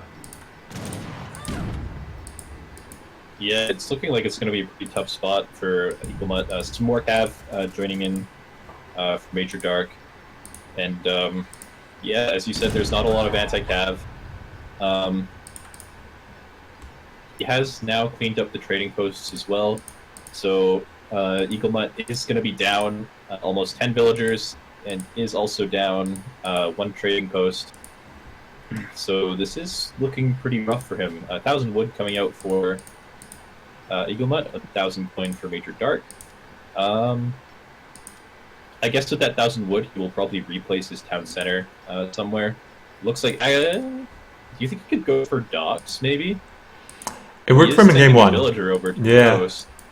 That's not a bad decision because he's going to be in his base for a while. He's got a nice set of walls out of his houses here. With the falconets, it actually would be a little hard for Major Dark to push in, especially if these cavalry archers are blocking well. And the Chinese cav number, it's scary, but it might not be able to be enough to actually take down the falconets. And after that, there's just infantry, most of which are in pikemen as well, which are yeah, it looks like they are not quite going to go in. Okay. Okay. Yeah. Just testing the waters. Some good shots off for EAGLEMUT. It's going to be keeping him in the game. Unfortunately, the villager is going to be dropping a dock in the water there, so we will be seeing fishing boats for the Ottoman player. Yeah, I'm liking this as a way for EAGLEMUT. That will be his attempt to get himself back into the game, I guess. Yeah, I think it's a good decision to go for that. It seems like it's a nice play where you know that you're not going to be able to actually gather resources in your base pretty soon because, I mean, outside of a couple of the tons at the top, but you're not going to be able to push out onto the map. And you're going to be staying in here with your falconets, which are hard to push into, with your Apis guns, with your cavalry archers. All of these things are hard to push into and are nice behind a wall. And you just need another way to be able to get resources, which is through these docks. So I understand the principle of what EAGLEMUT's doing, and I think it's a good decision. The question is Major Dark going to notice and contest the water, or is he just going to mass up a big batch of units and try to push in? Or is it even going to be enough? He doesn't have any water cards in his deck, and he doesn't really have any reason to check the water at this point, I think. Yeah. So probably won't notice for a while at least. He's just going to continue to build up his army. Has received his first flying crow for the game, which will maybe help him apply some more pressure to the space without having to worry about the falconets quite as much. But yeah, there's not a whole lot going on at the moment. Both players just sort of building up their militaries. British consulate has now been selected for the Chinese player. Going to be giving his units an extra 10% HP, which would be quite nice. And yeah. So Major Dark, coming out with the Manchus. That might be enough for him to just decide to push in. His army is looking pretty scary, and EAGLEMUT has to be careful because his Apis guns are actually kind of out of position right now. And yep. Pull back. Yeah, going for a leisurely stroll. Unfortunately, not going to be not going to be too happy upon seeing the Chinese bandits getting on top of them. Okay, he got them in pretty well. Does get behind the wall, only losing one Avis gun from that trade. And there's not a lot of ranged infantry here for Major Dark, so he might actually be alright behind this wall. He is going to go for the Flying Crow. Avis guns do, of course, do lots of damage to it. Does manage to pick it off, but how many Avis guns is he going to pay for that Flying Crow? Looks like 4 Avis guns go down. Some villagers going down on this gold mine as well. Yeah, unfortunate to actually lose some of those villagers. They're going to be important. Cavalry archers are making nice damage in. Falconets are still alive, and that might be what saves EAGLEMUT in this one. The Avis guns, there's actually just not that many left, and I think the Manchus alone are going to be enough to come over this. Most of the Chinese cav are down, but I think the Manchus are still going to be enough. I think the Falconets going to go down pretty soon. One of them is already down. Minutemen came out for Major Dark, but well, this fight didn't good. It looks like EAGLEMUT might hold this, but he's lost maybe 10 villagers. Yeah. Was the price for holding this. He's down to 17 villager population as opposed to Major Dark's 34 villager population. And yeah, it's looking like a pretty rough situation for EAGLEMUT. He will survive for the moment, though. He is still continuing to train fishing boats, so he will be replenishing that economy over time, but is it going to be enough? China has burned through most of their major shipments as well, so there's not going to be any super scary shipments coming through except for maybe intervention. But with the raw economic difference, it might not matter that he's out of shipments. I agree. That's kind of the main thing that's going to be happening now. 35 to 20, it's a pretty substantial lead. Fortunately for EAGLEMUT, he doesn't have to deal with that porcelain tower, and I think we saw that Avis guns are pretty effective against the Flying Crow artillery, so he doesn't have to be too worried about the Wonder and the Flying Crows that much. But as you were saying, it's a 15 village deficit right now. EAGLEMUT does have something going for him in that he does have, in a sense, 2 town centers, or actually, sorry, 3 town centers from 2 docks and his regular town center.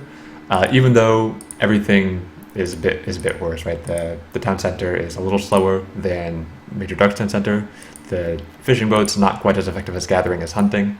So he will catch up, assuming that nothing changes in the state of the game and just both players continue to make villagers. He will be able to catch up, but it will take a bit of time. Mm-hmm. The problem is that the price for catching up here means that he's going to have to pay 140 wood for each cycle of those 2 docks, while not being able to invest so much into his military count.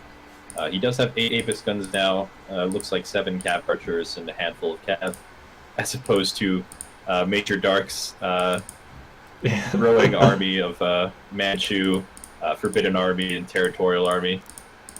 Yeah, the Manchus took almost no damage in that last fight. With the second Flying Crow coming through, this is going to be go time again for Major Dark, it looks like.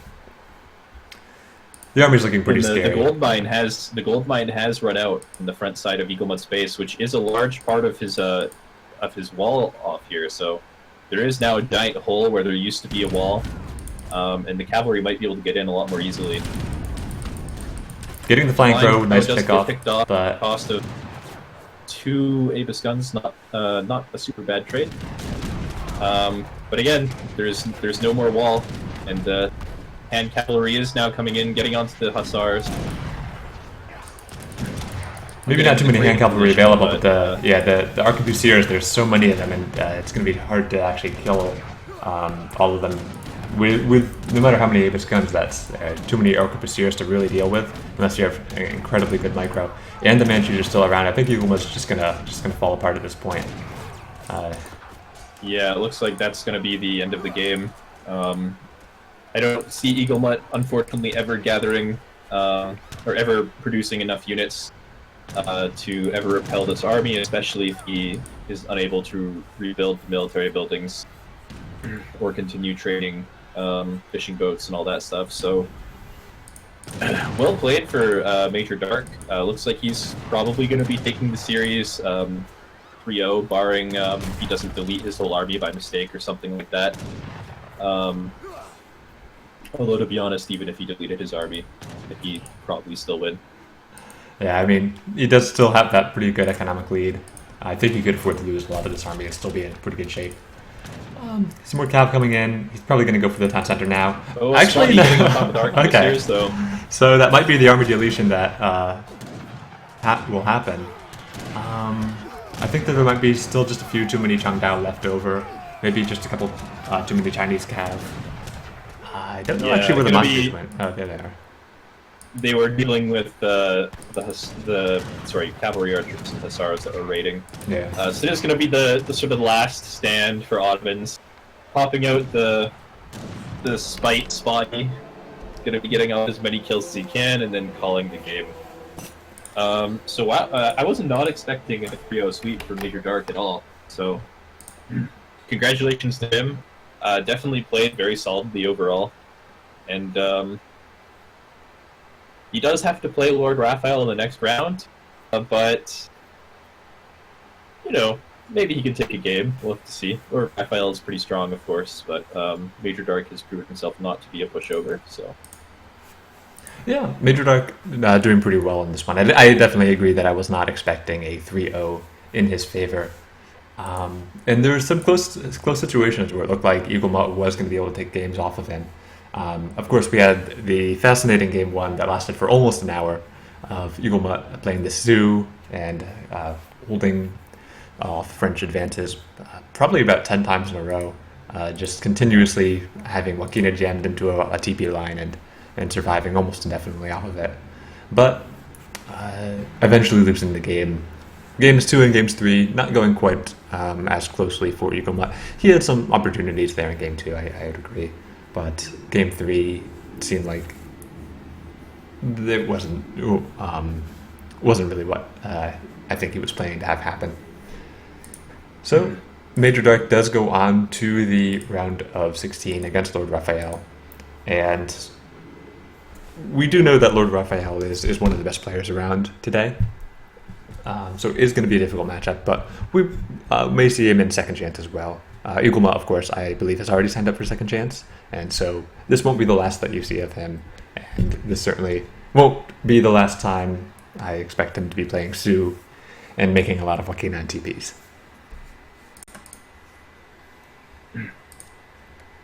right, and I believe that should be everything for us today. Is that correct?